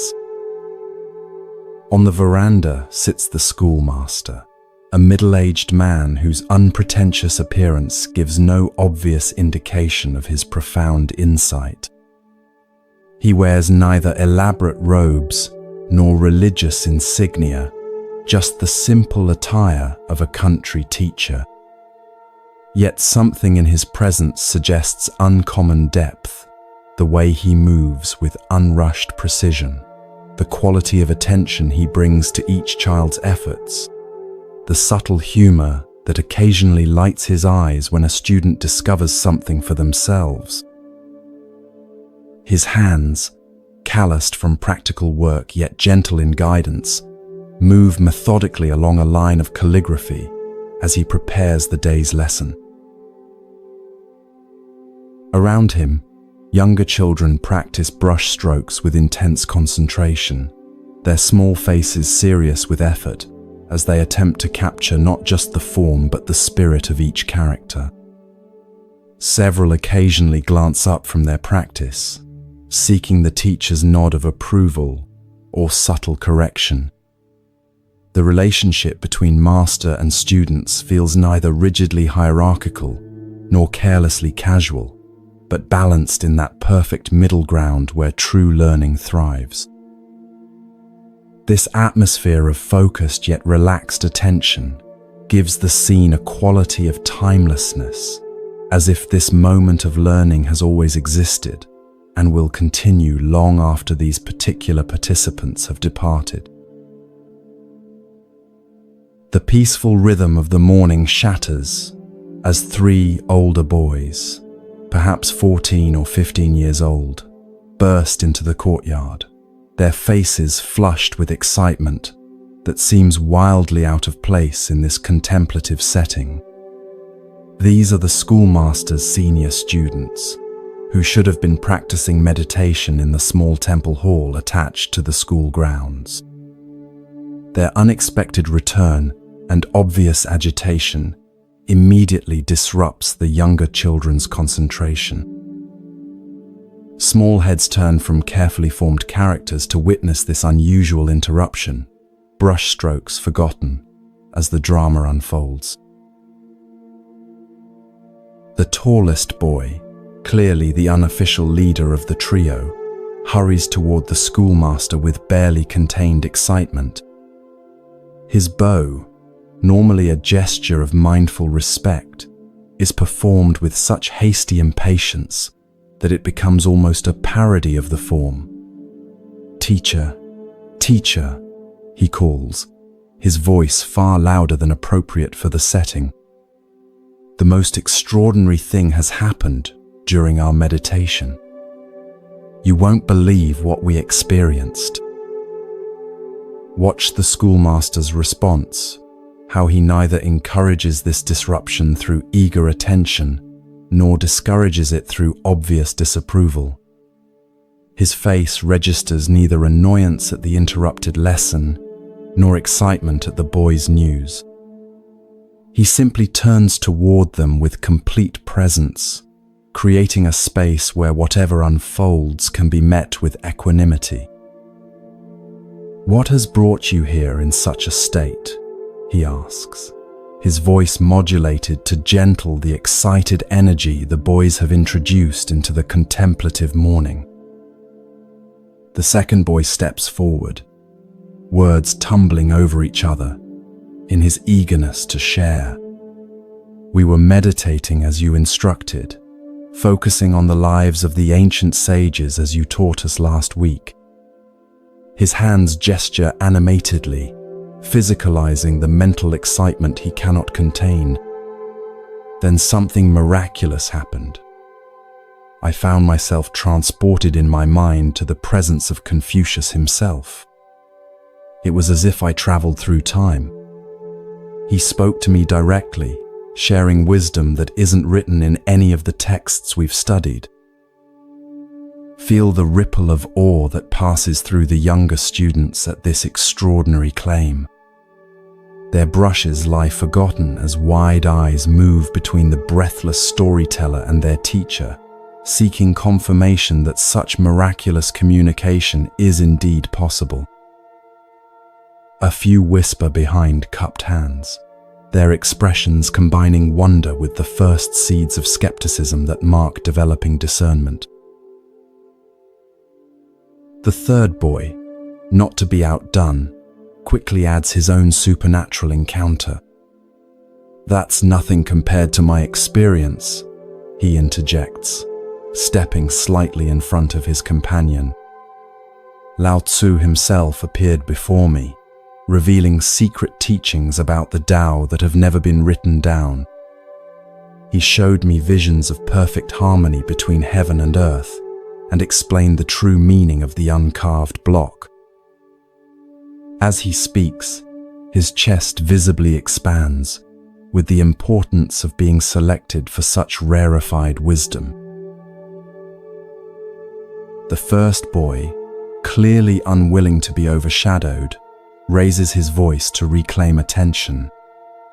"But I had the most profound experience of all," he announces, positioning himself center stage. "Buddha himself appeared before me, surrounded by golden light.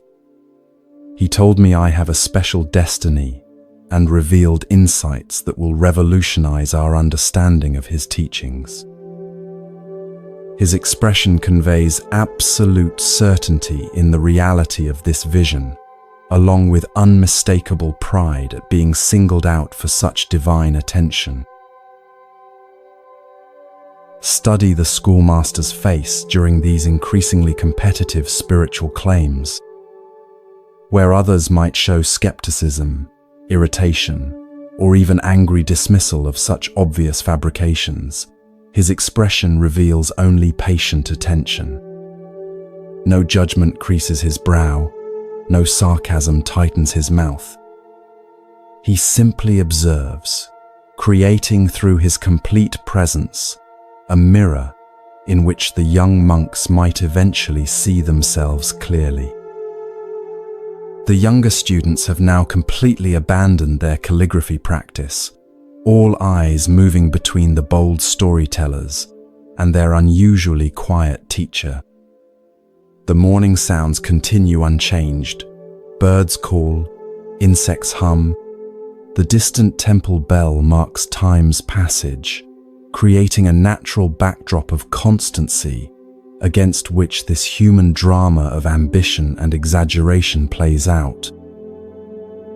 After what feels like a very long moment of silence, a space the schoolmaster neither rushes to fill nor awkwardly extends, he finally speaks. "How remarkable," he says simply, his tone neither endorsing nor dismissing these extraordinary claims. "Each of you has had such a vision."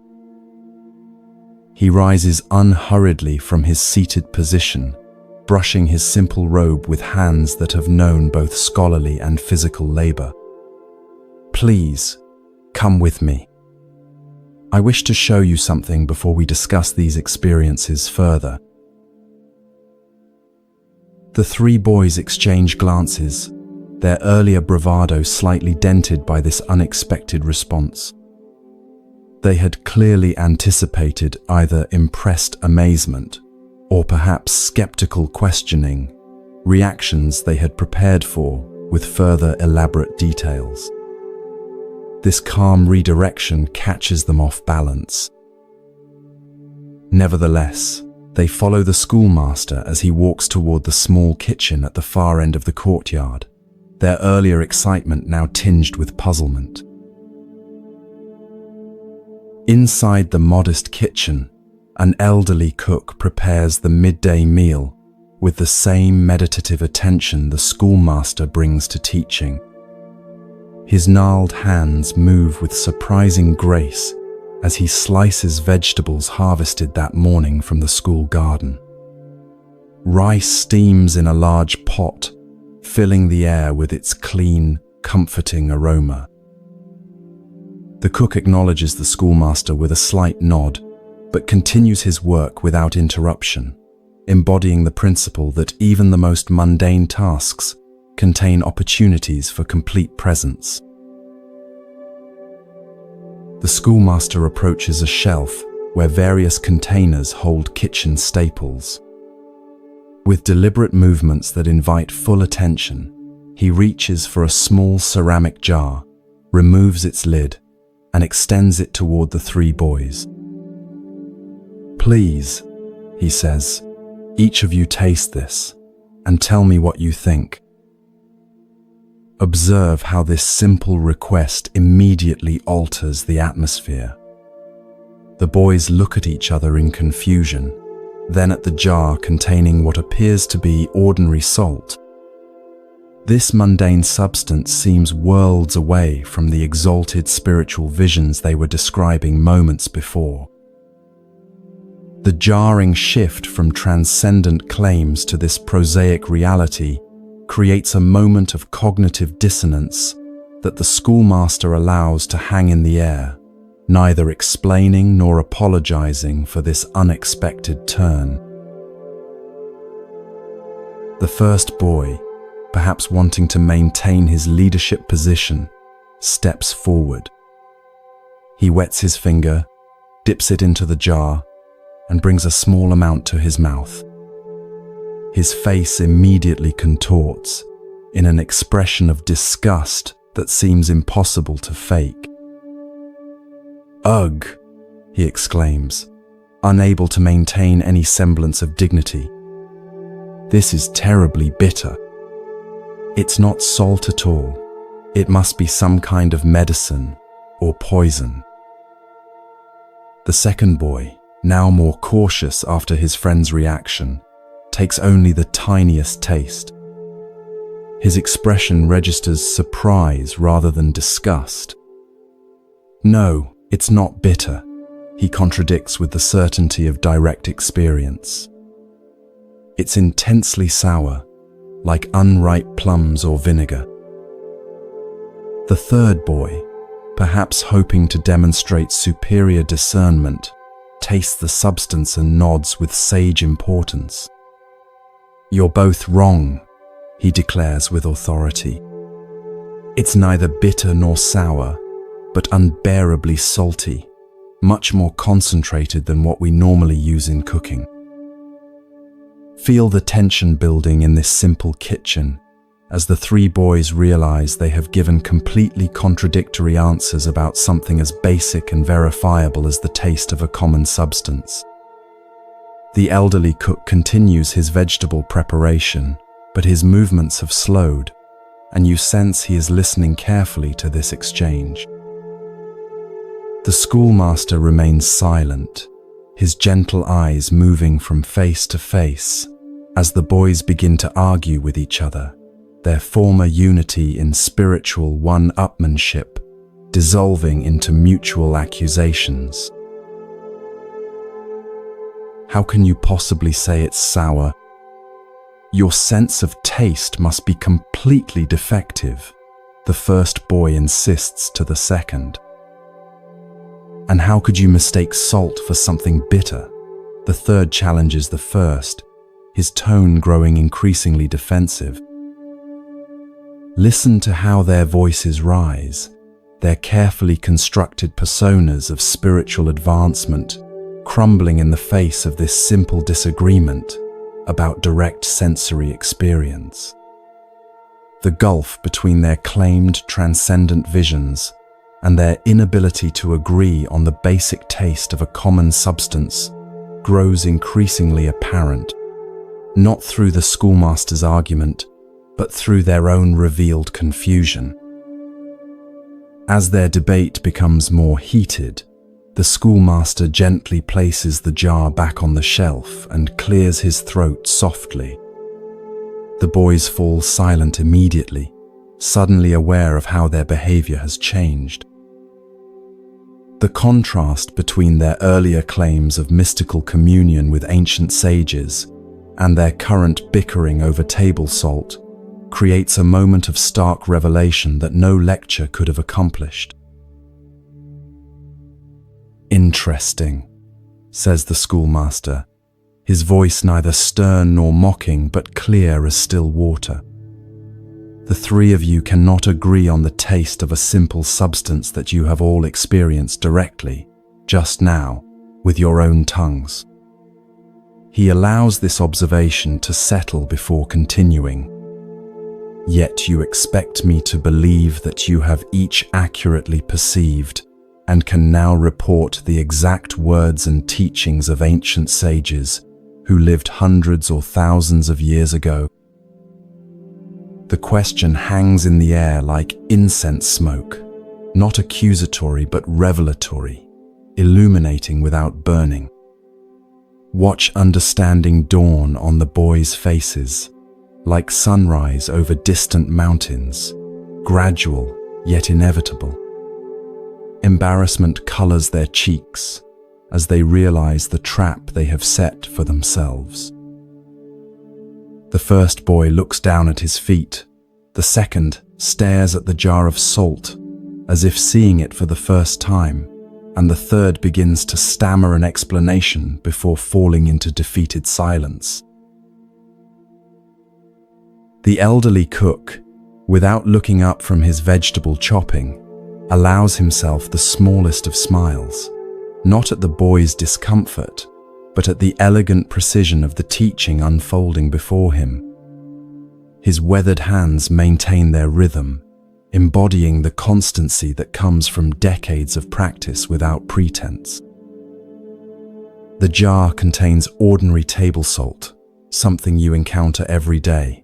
The schoolmaster continues, his tone neither angry nor mocking, but clear as mountain air. Yet pride led each of you to insist on a different experience, rather than simply acknowledging what was actually there. He gestures toward the temple hall, where they should have been meditating. How much more might pride distort your perception of profound spiritual matters? The first boy, gathering his courage, raises his head to meet his teacher's gaze. The defensive pride has drained from his face, replaced by genuine questioning. "We didn't really see the ancient sages, did we?" he asks quietly. "What do you think?" replies the schoolmaster, neither confirming nor denying but returning responsibility for truth to the questioner himself. "We were competing with each other," admits the second boy, insight emerging through the cracks of his collapsed pretense, each telling a more impressive story than the last. The third boy sighs deeply, the sound carrying the release of a burden he hadn't known he was carrying. "We wanted to seem special and wise, but we've proven ourselves to be quite the opposite." The atmosphere in the kitchen transforms. The earlier excitement has been replaced by something more valuable, genuine self-reflection. This shift carries no heaviness of shame, but rather the lightness that comes when pretense is set aside. The schoolmaster's expression softens further, and he places a hand gently on the shoulder of the nearest boy. "The beginning of wisdom," he says, "is learning when to be silent." He glances at the cook, who nods almost imperceptibly as he continues his work. This good man has worked in this kitchen for 40 years. He knows more about the true taste of salt than any of us, yet he did not interrupt to correct you. The schoolmaster smiles. Sometimes the wisest response is no response at all. He guides the boys back toward the courtyard, where the younger students quickly return their attention to their abandoned calligraphy. This afternoon, the schoolmaster tells the three, "You will return to the meditation hall." But this time, instead of seeking visions of ancient sages, perhaps simply count your breaths and notice what is actually present. Nothing more, nothing less. His eyes twinkle with gentle humor. I suspect this humbler practice might lead to more authentic wisdom than any impressive vision.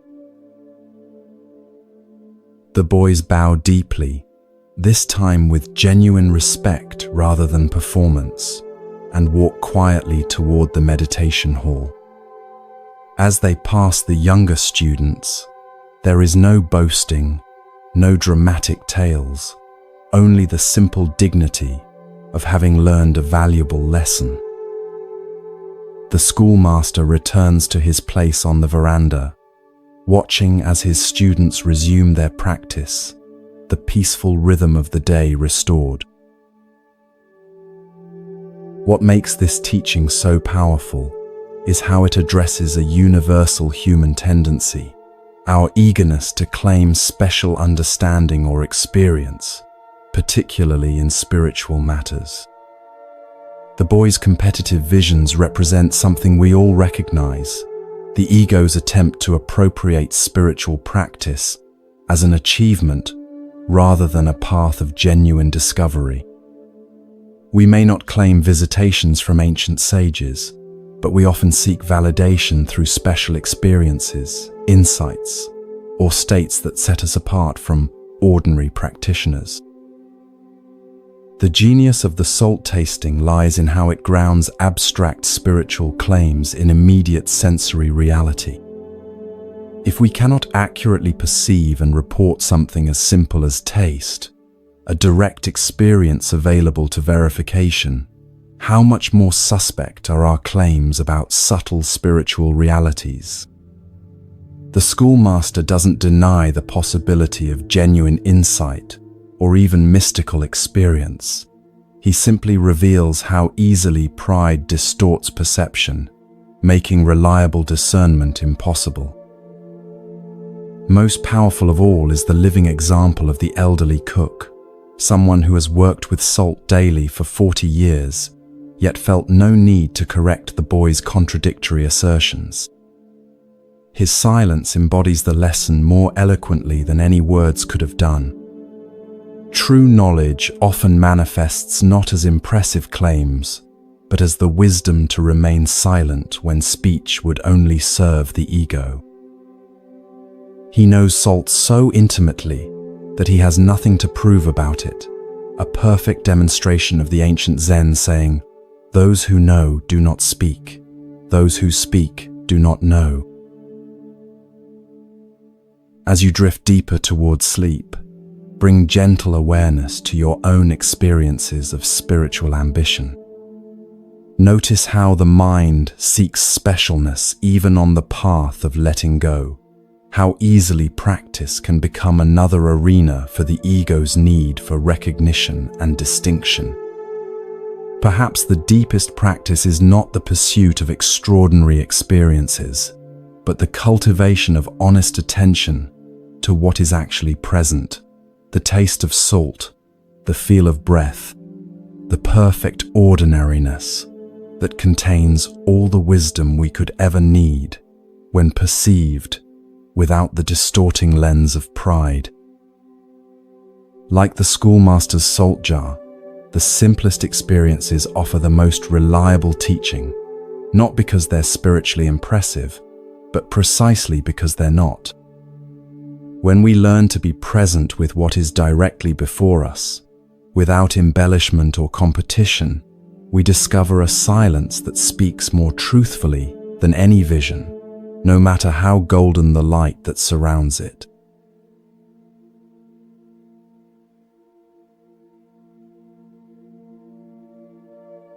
To compare your spiritual path with others, or to value extraordinary insights over simple presence. Like the taste of salt, direct, immediate, and requiring no elaboration, the most profound truths are often the simplest, available in every moment, when we approach them with honest attention, rather than seeking to impress others or ourselves.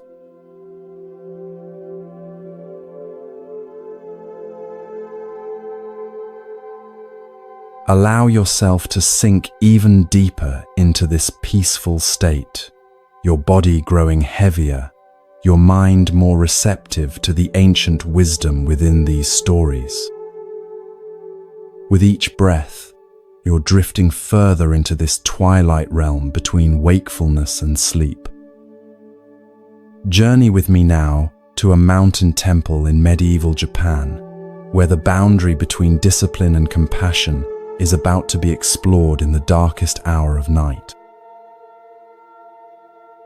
You find yourself standing in a temple courtyard under a sky filled with stars.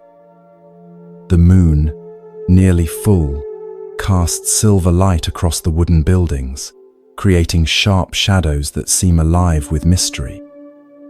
The mountain air is crisp and cool, carrying the scent of pine and distant wood smoke. Somewhere in the darkness, an owl calls, a lone voice in the profound silence that blankets the sleeping temple. It is the hour when the night is deepest, when most souls are lost in dreams, but not everyone here is asleep. Through the shadows, you notice movement. A young monk emerges cautiously from the dormitory building. He glances around furtively, then moves with practiced stealth toward the eastern wall. His face, illuminated briefly by moonlight, shows both excitement and apprehension. This is Dosan, one of the younger members of this Zen community, known for his earnest practice but also for his restless spirit. Watch as he approaches the wall and retrieves a tall wooden stool hidden behind a storage shed. With swift, silent movements, he positions it against the wall, testing its stability before beginning to climb. His actions reveal that this is not his first such midnight excursion. Within moments, he has scaled the wall and disappeared over its edge, the soft thud of his landing barely audible in the night stillness. The temple returns to silence, but only briefly. From another building, smaller and set apart from the others, a door slides open with deliberate slowness. An elderly figure emerges, moving with the unhurried grace of deep experience.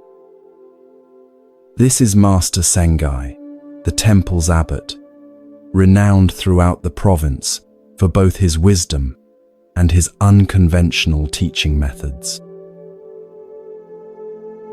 In the moonlight, you can see that despite his advanced age, Sengai's movements are fluid and precise. His eyes, bright and alert despite the late hour, immediately take in the scene: the stool against the wall, the disturbed gravel where Dosan landed on the other side. Unlike many senior teachers who might delegate discipline to junior monks, Sengai approaches the wall himself. With a slight smile playing at the corners of his mouth, he removes the stool, places it out of sight, and then does something unexpected. He positions himself exactly where the stool had been, standing perfectly still against the wall. Time passes. The moon continues its arc across the star-filled sky, the temple buildings casting gradually shifting shadows across the courtyard. An hour, perhaps two, goes by before you hear soft footsteps approaching from the other side of the wall. Dosan has returned from whatever nighttime adventure called him from his proper place. You hear a barely audible grunt as the young monk leaps to grasp the top of the wall, pulling himself up with the strength of regular physical training. As he perches momentarily on the wall's edge, his expression is one of satisfied relief. He has once again managed his secret departure and return without detection. Then, looking down to where he expects to find his hidden stool, his face transforms into pure shock. In the stool's place stands Master Sengai, looking up at him with those penetrating eyes that seem to miss nothing. The young monk freezes, caught literally between the outside world and the temple, unable to retreat or advance. His face drains of color, even in the silvery moonlight. This is the moment he has feared: discovery, shame, perhaps expulsion from the community he has, despite his wandering ways, come to cherish. Feel the weight of this tense silence, the young monk trapped atop the wall, the elderly master standing calmly below, neither speaking as the night holds its breath around them. Dosan's mind must be racing with explanations, excuses, apologies, yet before he can voice any of them, Master Sengai does something completely unexpected. "It is very chilly in the early morning," Sengai says quietly, his voice carrying easily in the night stillness. "Be careful not to catch cold yourself." With that simple statement, neither accusation nor sermon, Sengai turns and walks back toward his quarters, leaving the stunned young monk still perched atop the wall. No punishment is announced, no lecture delivered, no demand for explanation or apology. Just that single expression of concern for the young man's well-being. After a moment of frozen disbelief, Dosan jumps down into the courtyard, landing more heavily than before, no longer concerned with stealth. His face reveals a complex mixture of emotions: relief at escaping immediate punishment, confusion at the master's unexpected response, and the first dawning of a deeper understanding. He stands there for several long moments, looking in the direction where Sengai has disappeared, then slowly makes his way back to the dormitory, his footsteps much heavier than during his earlier departure. The next evening, as twilight deepens into night, you notice Dosan sitting in meditation on the veranda of the main hall, long after the other monks have retired. His face shows the marks of someone who has slept little but thought much. As the first stars appear in the darkening sky, Master Sengai emerges from his quarters and, noticing the solitary figure, approaches without hurry. No words are exchanged as the elderly teacher sits beside his troubled student. Finally, Dosan breaks the silence, his voice barely above a whisper. "Master, I have broken the temple rules. I have left without permission many times to visit the town. Why did you not punish me?" Feel the genuine confusion in his question, how sometimes compassion can be more destabilizing than harsh discipline when we believe we deserve punishment.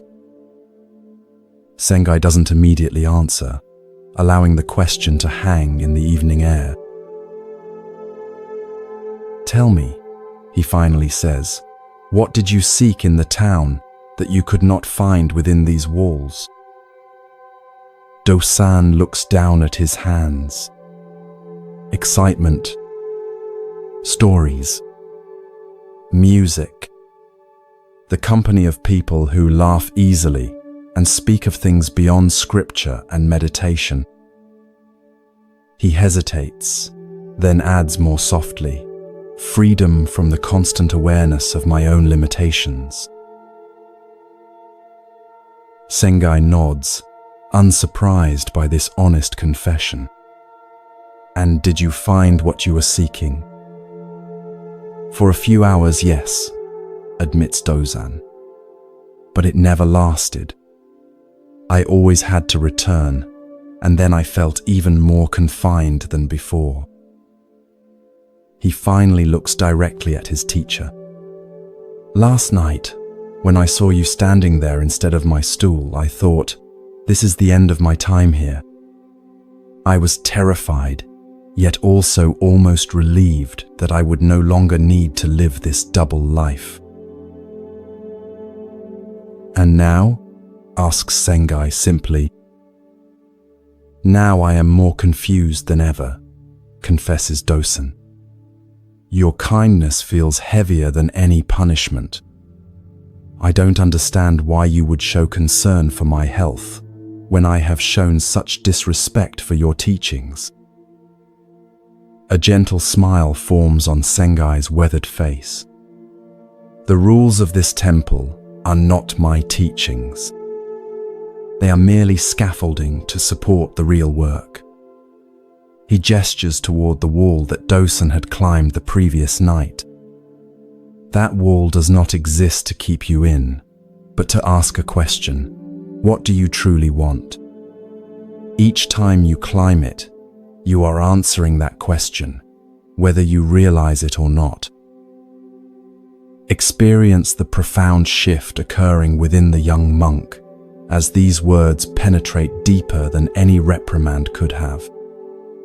His breathing changes, becoming less constrained, and his shoulders relax as if setting down a heavy burden.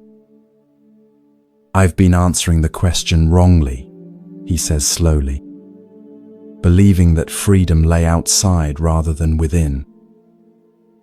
Sengai neither confirms nor denies this realization, allowing the young monk to find his own truth.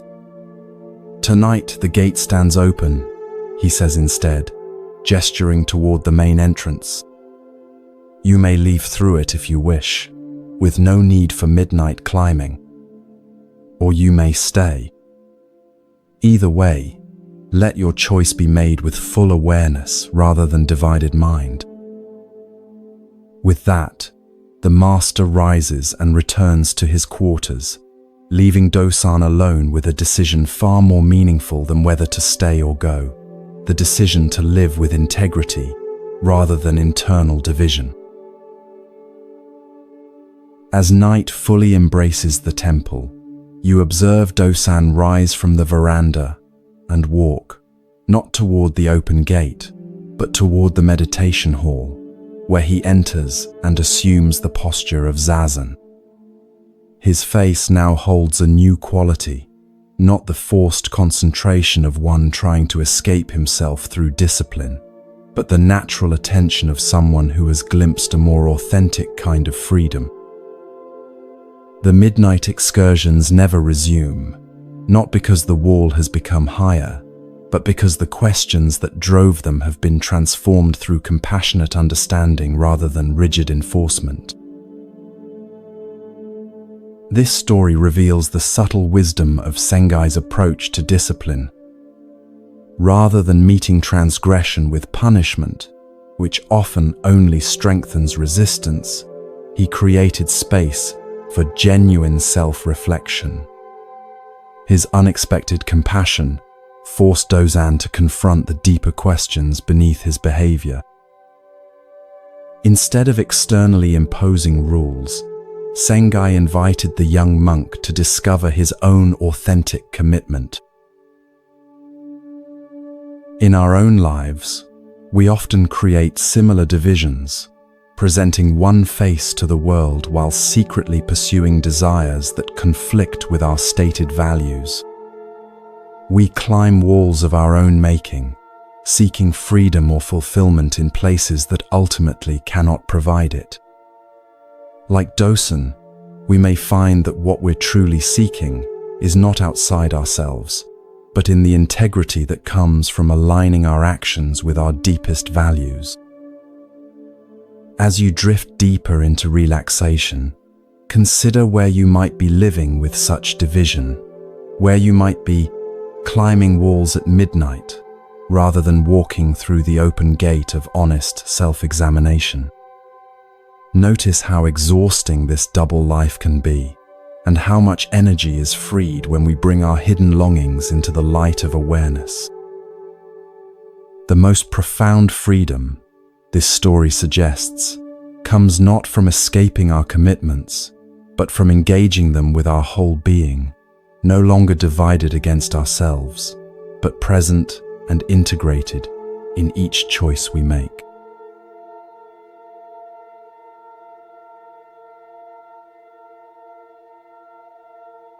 Your eyelids grow heavier with each passing moment, your breathing finding its own natural rhythm as you drift into that liminal space where ancient wisdom speaks most clearly.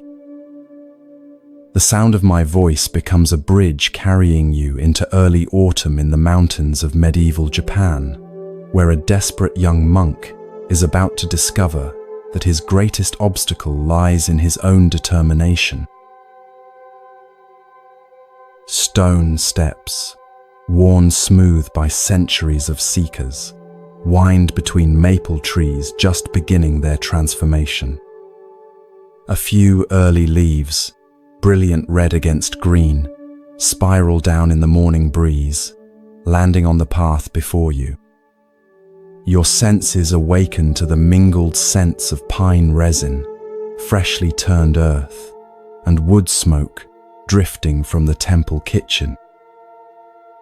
The air carries that particular autumn quality, neither the oppressive heat of summer nor the sharp bite of winter, but the perfect balance between extremes, as if nature herself were demonstrating the middle path. Beyond a simple wooden gate stands a garden where temple monks cultivate vegetables and medicinal herbs. Their hands move with unhurried precision, fully present to the work of preparing soil for winter planting.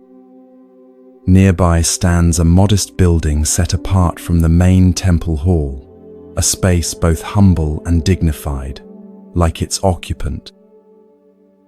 Slide open the paper door just enough to peer inside, where morning light streams through east-facing windows, illuminating dancing dust particles and falling across a worn writing desk. Master Sengai kneels before this desk, his elderly frame still maintaining perfect posture without visible effort.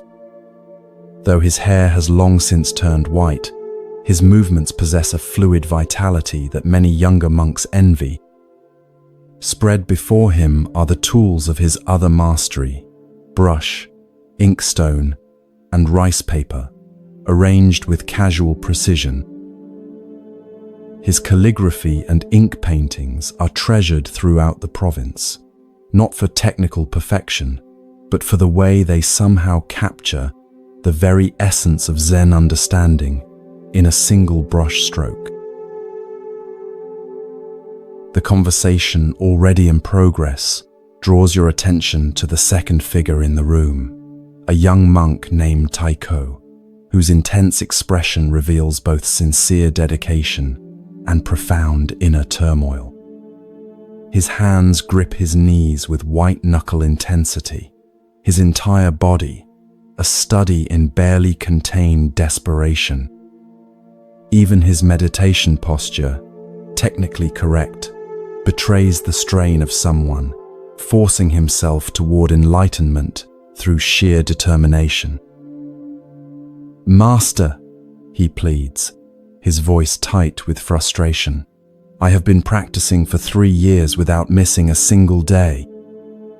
I sit in meditation from the midnight hour until sunset, eating only once at midday. I have memorized the sutras down to the last character and recite them during every waking moment, not devoted to zazen." His words tumble out with the urgency of someone drowning, desperate for rescue.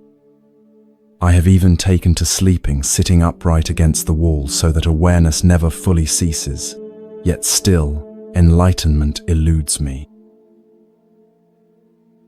The physical toll of these extreme practices shows clearly in his appearance: the hollow cheeks, the shadows beneath his eyes, the slight tremor in his hands. His monk's robe, always meticulously clean, hangs loose on a frame grown too thin. Yet beneath the exhaustion burns an intensity that refuses to surrender, a determination that has become its own form of attachment.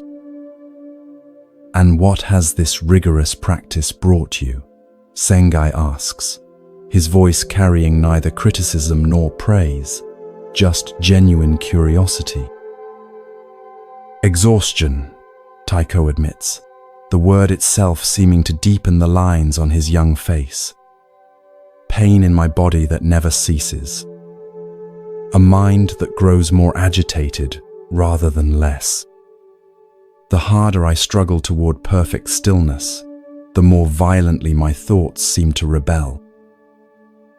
His shoulders slump slightly in momentary defeat, then righteousness flares again. "Perhaps I am still not trying hard enough. Should I reduce my sleep further? Fast more strictly?" Feel the painful irony in this question. how his very striving for liberation has become a new form of bondage, how the pursuit of freedom through extreme discipline has created its own suffering.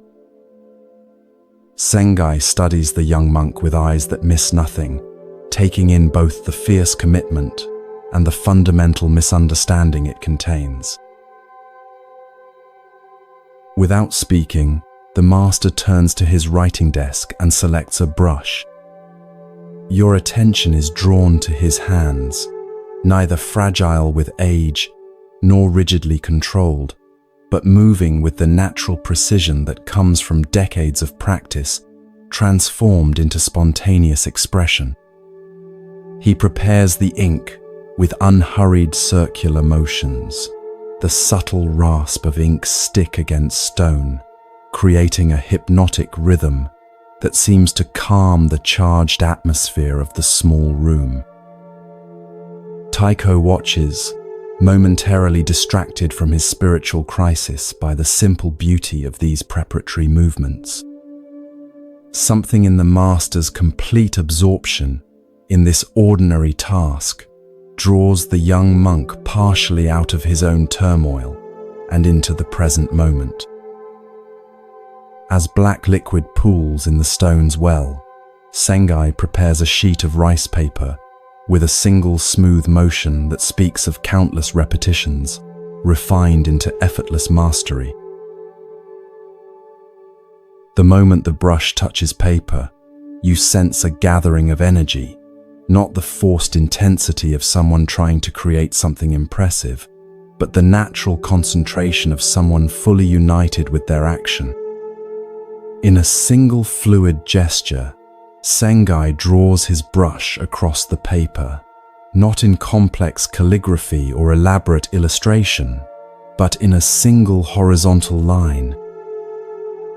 This line, you notice, contains surprising life.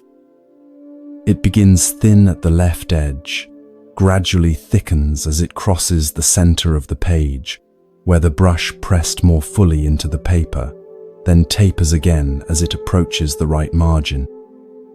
Though appearing simple, almost elementary, the line pulses with a vitality that purely technical perfection could never achieve. It somehow embodies both structure and freedom, discipline and spontaneity in a single gesture across empty space. Sengai sets his brush down and slides the paper toward Taiko without comment.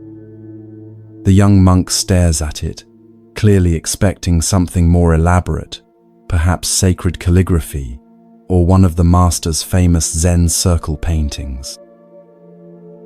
"A line, master?" he says finally, unable to hide his confusion. "Just a single brush stroke?" His furrowed brow reveals his struggle to connect this elementary mark with his profound spiritual crisis.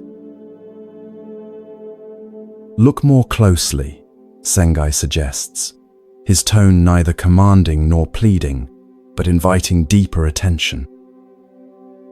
Watch as Taiko leans forward, studying the line with growing concentration, as if it might contain some hidden message, visible only through intense scrutiny. It begins thin, he observes hesitantly, grows thicker in the middle, then becomes thin again at the end.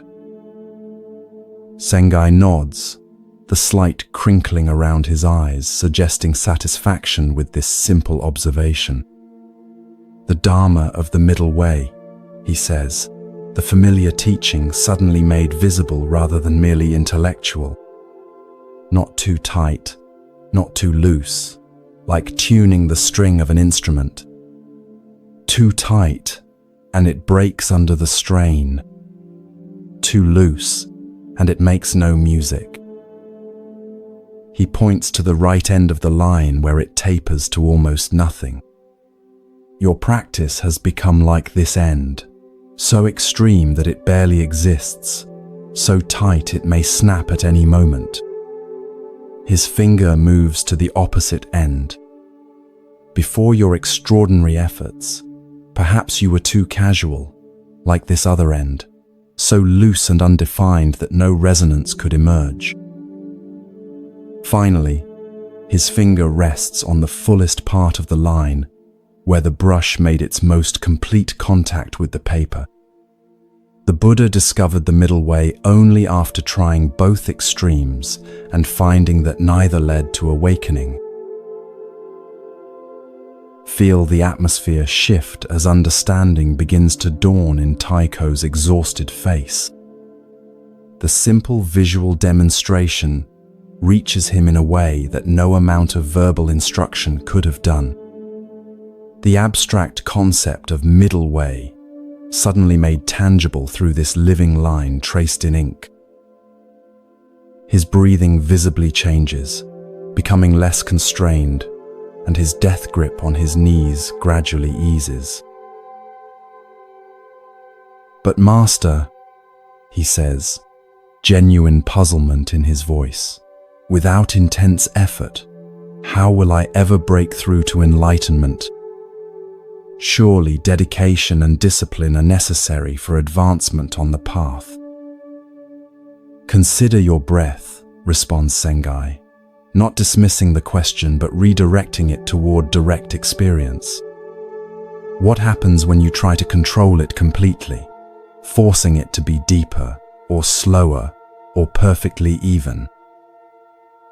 Taiko closes his eyes briefly, experimenting with this internal control. "It becomes strained," he admits. "Artificial, almost painful." As he speaks these words, his own breathing naturally deepens and slows, no longer compressed by the rigid posture of extreme effort. "And if you ignore it entirely," prompts Sengai, "it grows shallow and irregular. The mind drifts. Practice loses its foundation. Yet there is a way of being with the breath that is neither forcing nor neglecting," Sengai observes. "Attentive, but not controlling. Present, but not grasping." He gestures again to the brushstroke before them. "This is the path, not a rigid line drawn with ruler and calculation, but a living gesture that finds its way across the page with both intention and responsiveness." As these words land, something in the young monk's rigid determination begins to soften, not collapsing into laxity but relaxing into a more sustainable engagement. Even his physical presence shifts, his posture remaining upright but without the strained quality that had made it seem like he was constantly bracing against some internal storm. "Starting tomorrow," Sengai continues, offering specific guidance rather than leaving the young monk with mere abstraction. "Eat 2 meals instead of 1. Sleep lying down for at least 4 hours each night. Sit in meditation for no more than 2 hours at a time, then walk mindfully in the garden before sitting again." Each instruction lands like gentle rain on parched soil, not washing away the young monk's dedication, but nourishing it into healthier growth. And instead of filling every moment with sutra recitation, allow some time each day for your mind to simply rest in open awareness, neither pushing thoughts away nor becoming entangled in them.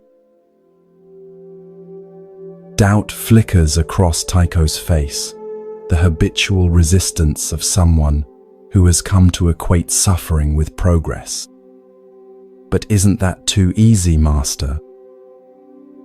The word easy carries all his fear that moderation might mean mediocrity, that balance might be merely compromise. Sengai's laughter fills the small room, not mockery but genuine delight at the perfect mirror this question provides. "Try it for 1 month, he suggests, eyes twinkling with knowing humor. "You may discover that the middle path is not easy at all. In fact, It may be the most challenging practice of all, for it requires constant adjustment rather than rigid rules. He picks up the brush again and adds a single character beside the horizontal line, the Japanese symbol for balance.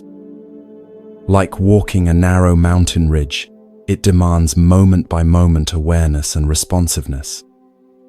There is no formula to memorize, no technique to perfect, only the constantly renewable discovery of what this moment actually requires. As Taiko leaves the study with the drawing carefully preserved between his palms, you notice that his steps have already changed. Neither the driven pace of someone racing toward enlightenment, nor the sluggish movement of defeat, but something more integrated, a rhythm that honors both the urgency of awakening and the patience required for genuine transformation. The subtle shift in his gait echoes the living wisdom of Sengai's brushstroke, the middle part where fullness of contact creates the most vibrant expression. What makes this seemingly simple teaching so profound is how it challenges our either or thinking. We oscillate between extremes, periods of intense spiritual striving followed by collapse and neglect, rigid self-discipline followed by rebellion and abandonment. We drive ourselves mercilessly toward burnout, then wonder why our practice cannot be sustained. Or we dabble casually in meditation, then feel frustrated by lack of progress.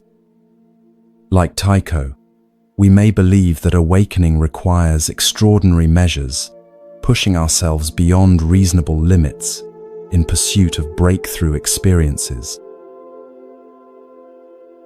Sengai's brush offers a different vision, not a compromise between extremes, but a dynamic balance that responds intelligently to changing conditions. The perfect tension in a violin string varies with temperature, humidity, and the music being played. It cannot be set once and forgotten, but must be continuously adjusted by a sensitive hand. So too with our practice, which requires not rigid formulas, but constant attunement to what supports rather than hinders genuine growth. Tonight, as you drift towards sleep, notice where your own tendencies toward extremes might be creating unnecessary suffering. Perhaps you drive yourself relentlessly in some area of life, mistaking exhaustion for progress. Or maybe you've abandoned practices that once nourished you because maintaining perfect consistency seemed impossible. Sengai's brushstroke invites you to consider a third way, neither pushing beyond sustainable limits nor giving up entirely, but finding the sweet spot where effort and ease complement rather than oppose each other. Like the breath that continues whether you control it or ignore it, this middle way has always been available, not as a dramatic breakthrough, but as the natural rhythm that sustains life itself. Your body already knows this wisdom.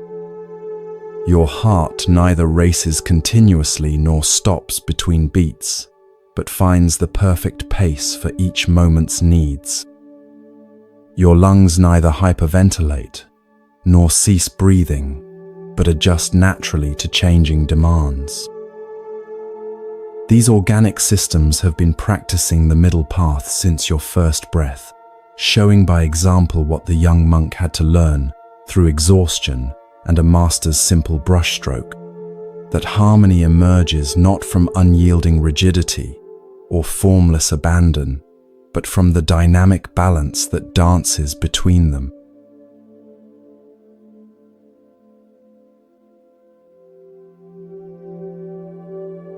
Let your awareness continue to drift deeper now, your body becoming heavier, your breath finding its own natural rhythm. Feel yourself suspended in that perfect space between wakefulness and sleep, where ancient wisdom can speak directly to your heart. Journey with me now to a small village in rural Japan, where a simple yet profound lesson about balance and generosity is about to unfold. You find yourself walking along a narrow dirt path that winds between rice paddies shimmering with irrigation water. The late afternoon sun casts long shadows across the landscape, turning the surface of the paddies into mirrors that reflect the surrounding mountains and drifting clouds. A gentle breeze carries the earthy scent of fertile soil and the sweet fragrance of wildflowers blooming along the path's edge.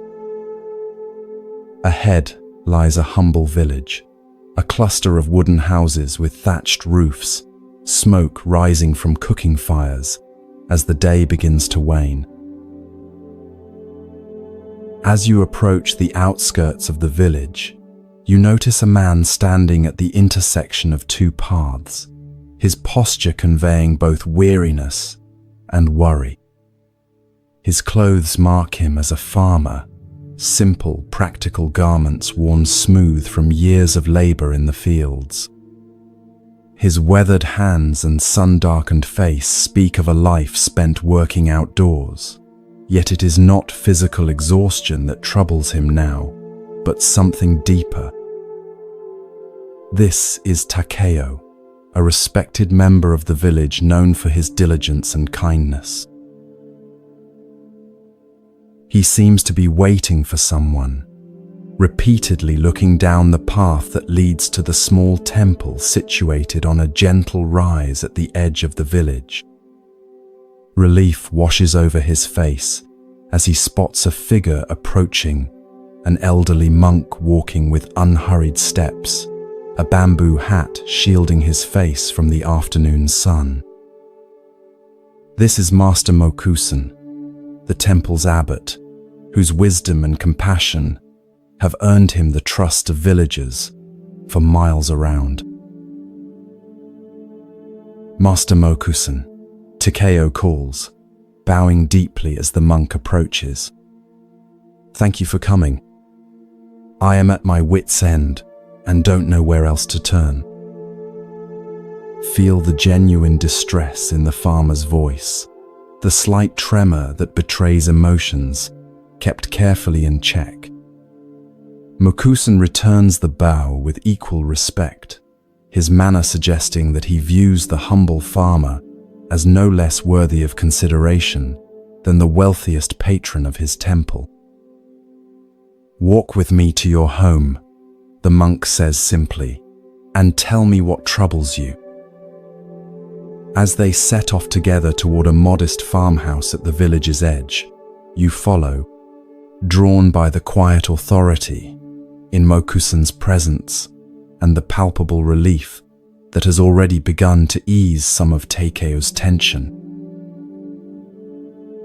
It's my wife, Master, Takeo explains as they walk.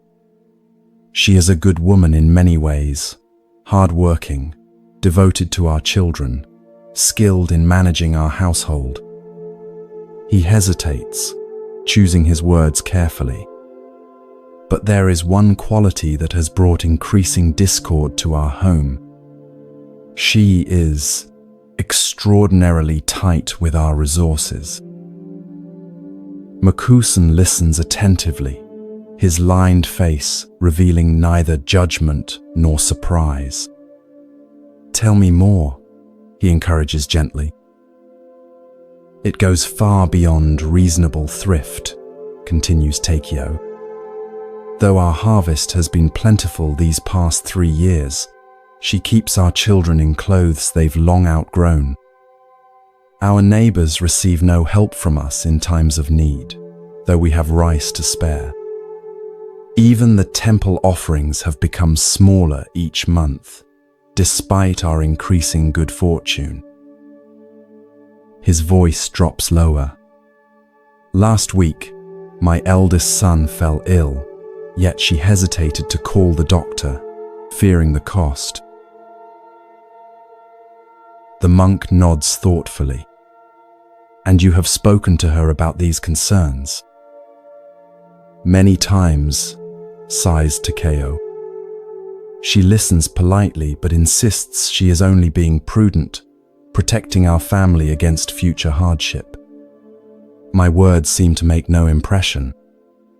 He looks directly at Mokusan, his eyes reflecting both frustration and hope.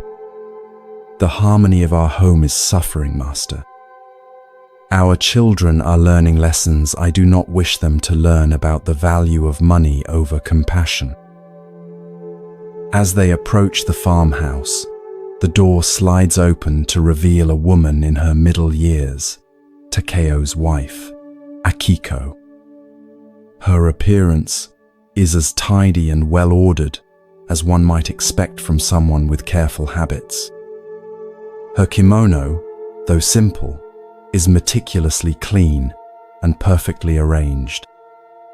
Her hair is pulled back in a practical style that frames a face more handsome than beautiful, with intelligent eyes that miss very little.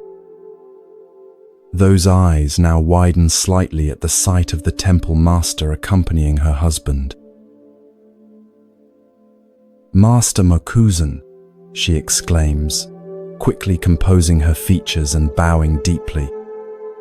"What an unexpected honor. Please, enter our humble home." Though her words are perfectly polite, you sense a wariness in her manner, a subtle stiffening as she glances questioningly at her husband. Watch now as she hurriedly prepares for this important visitor, laying out the family's best cushions, though you notice they are somewhat worn, bringing forward a small tray with tea things, efficiently arranging everything with practiced movements that waste no motion. Her hands, you observe, are strong and capable, not delicate like a noblewoman's, but beautiful in their own way, testifying to years of skilled work managing her household. Yet there is something tight in her movements, as if she holds herself in careful check at all times. When she serves the tea, you notice how precisely she measures the leaves, not a single flake more than necessary, though not so little as to appear inhospitable. The portion is exactly correct for proper hospitality, but without the slightest excess that generosity might suggest. This small action seems to confirm her husband's assessment. Here is someone whose sense of calculation has overtaken the joy of giving. Mokusan accepts the tea with a gracious nod, taking a small sip before setting the cup down carefully. His eyes, kind but remarkably perceptive, observe Akiko as she settles herself across from him, her posture perfect but slightly rigid. "You have a beautiful home," the monk comments, gesturing to the spotless room with its simple but orderly furnishings. Everything in its proper place. One can see the care you take. "Thank you, Master," Akiko replies, visibly pleased by this recognition of her efforts. "I believe that careful management of our resources is a wife's sacred duty, especially when one has children to consider." Sense the pointed glance she directs at her husband. This is clearly part of an ongoing conversation between them. Takeo shifts uncomfortably but says nothing, trusting in Mokusan's approach. The monk nods thoughtfully. Indeed, responsibility for a family's well-being is no small matter. He takes another sip of tea, then sets his cup down with deliberate precision. "May I show you something, Akiko-san?" She inclines her head, curiosity momentarily overcoming her reserve. "Of course, Master." Without further explanation, Mokusan extends his right hand and slowly, deliberately closes it into a tight fist. His knuckles whiten with the force of his grip, every tendon standing out clearly, the veins bulging slightly from the pressure. He holds this clenched fist before Akiko, presenting it as if it were an object for her careful examination. The unexpectedness of this action creates a sudden stillness in the room. Even the afternoon birdsong outside seems to pause. "What do you see?" he asks quietly. Akiko stares at the tightly clenched fist, confusion evident in her expression. "Your hand, master," closed very tightly. She glances at her husband, who appears equally puzzled, then back to the monk. "I don't understand." Without speaking, Mokusan extends his left hand and holds it completely open beside the clenched fist, fingers spread wide, palm upward in a gesture of offering or receiving. The contrast between the two hands is striking, one closed so tightly it trembles slightly with the effort, the other open and relaxed, ready to both give and receive. "And now?" he asks. "What do you see now?" Feel how the atmosphere in the room shifts as understanding begins to dawn on Akiko's face. Her eyes move from one hand to the other, then to her own hands resting in her lap, hands that, you notice, have unconsciously formed the same tight configuration as Mokusan's right fist. Slowly, deliberately, she uncurls her fingers, allowing her palms to open upward in mirror image of the monk's left hand. "A hand that can neither give nor receive," she says softly, looking at the clenched fist.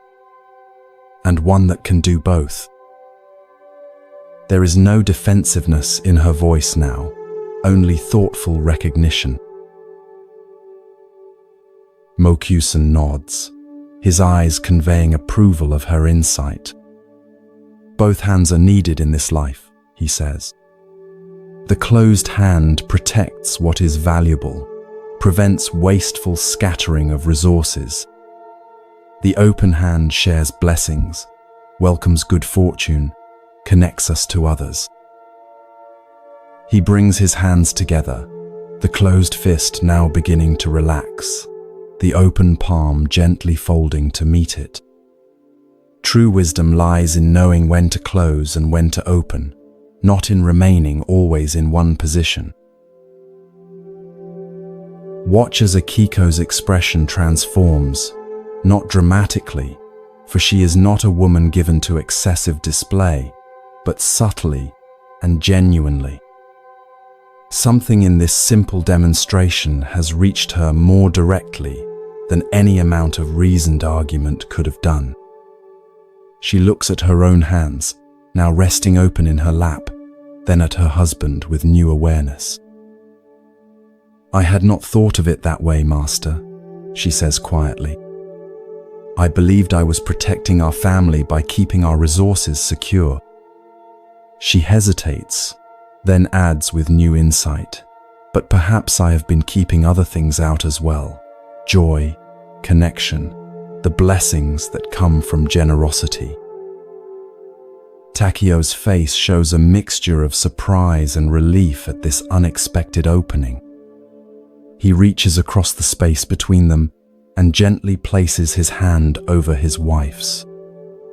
"You have always been our family's strength," he says warmly. "Your careful management has seen us through difficult times. I only wish for balance, not for carelessness." Mokusan rises to his feet with the fluid grace that belies his advanced age. "I must return to the temple before evening meditation," he says. "Thank you for the tea. and for your attention to an old monk's simple demonstration. With a respectful bow to both husband and wife, he moves toward the door, his teaching complete.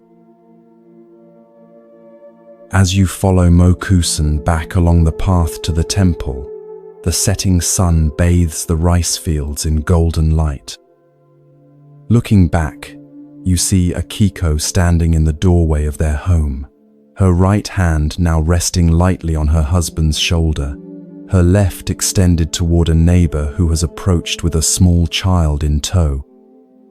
Though you cannot hear their words, the neighbor's relieved smile suggests that perhaps some small act of generosity is already flowing from the lesson of Mokusan's hands. This simple story reveals the wisdom of embodied teaching, how Master Mokusan's demonstration bypassed intellectual defenses to reveal a truth that could be not just understood, but felt. The tight fist and open palm represented not abstract concepts, but living realities that Akiko could immediately recognize in her own experience. Through this direct approach, she was able to see not just the literal meaning of excessive thrift, but its deeper implications for connection, joy, and spiritual well-being. In our own lives, we often become fixed in habitual patterns without realizing how they may be limiting us. Like Akiko, we might justify our imbalances as virtues, seeing our tightness as prudence, our resistance as wisdom, our fear as appropriate caution. We may need the equivalent of Mokusan's hands to help us recognize when we have become stuck in positions that no longer serve our deepest values. As you continue to drift peacefully in this relaxed state, consider where in your own life you might be holding too tightly or perhaps not firmly enough. Notice any areas where fear of scarcity may be keeping your fist clenched when an open palm might bring greater fulfillment. The wisdom lies not in permanently choosing one position over the other, but in developing the flexibility to move between them as circumstances require, knowing when to protect and when to share, when to hold close and when to release. Like the natural movement of your breath, neither held in nor forced out, but flowing in its own perfect rhythm, true balance comes from responding to life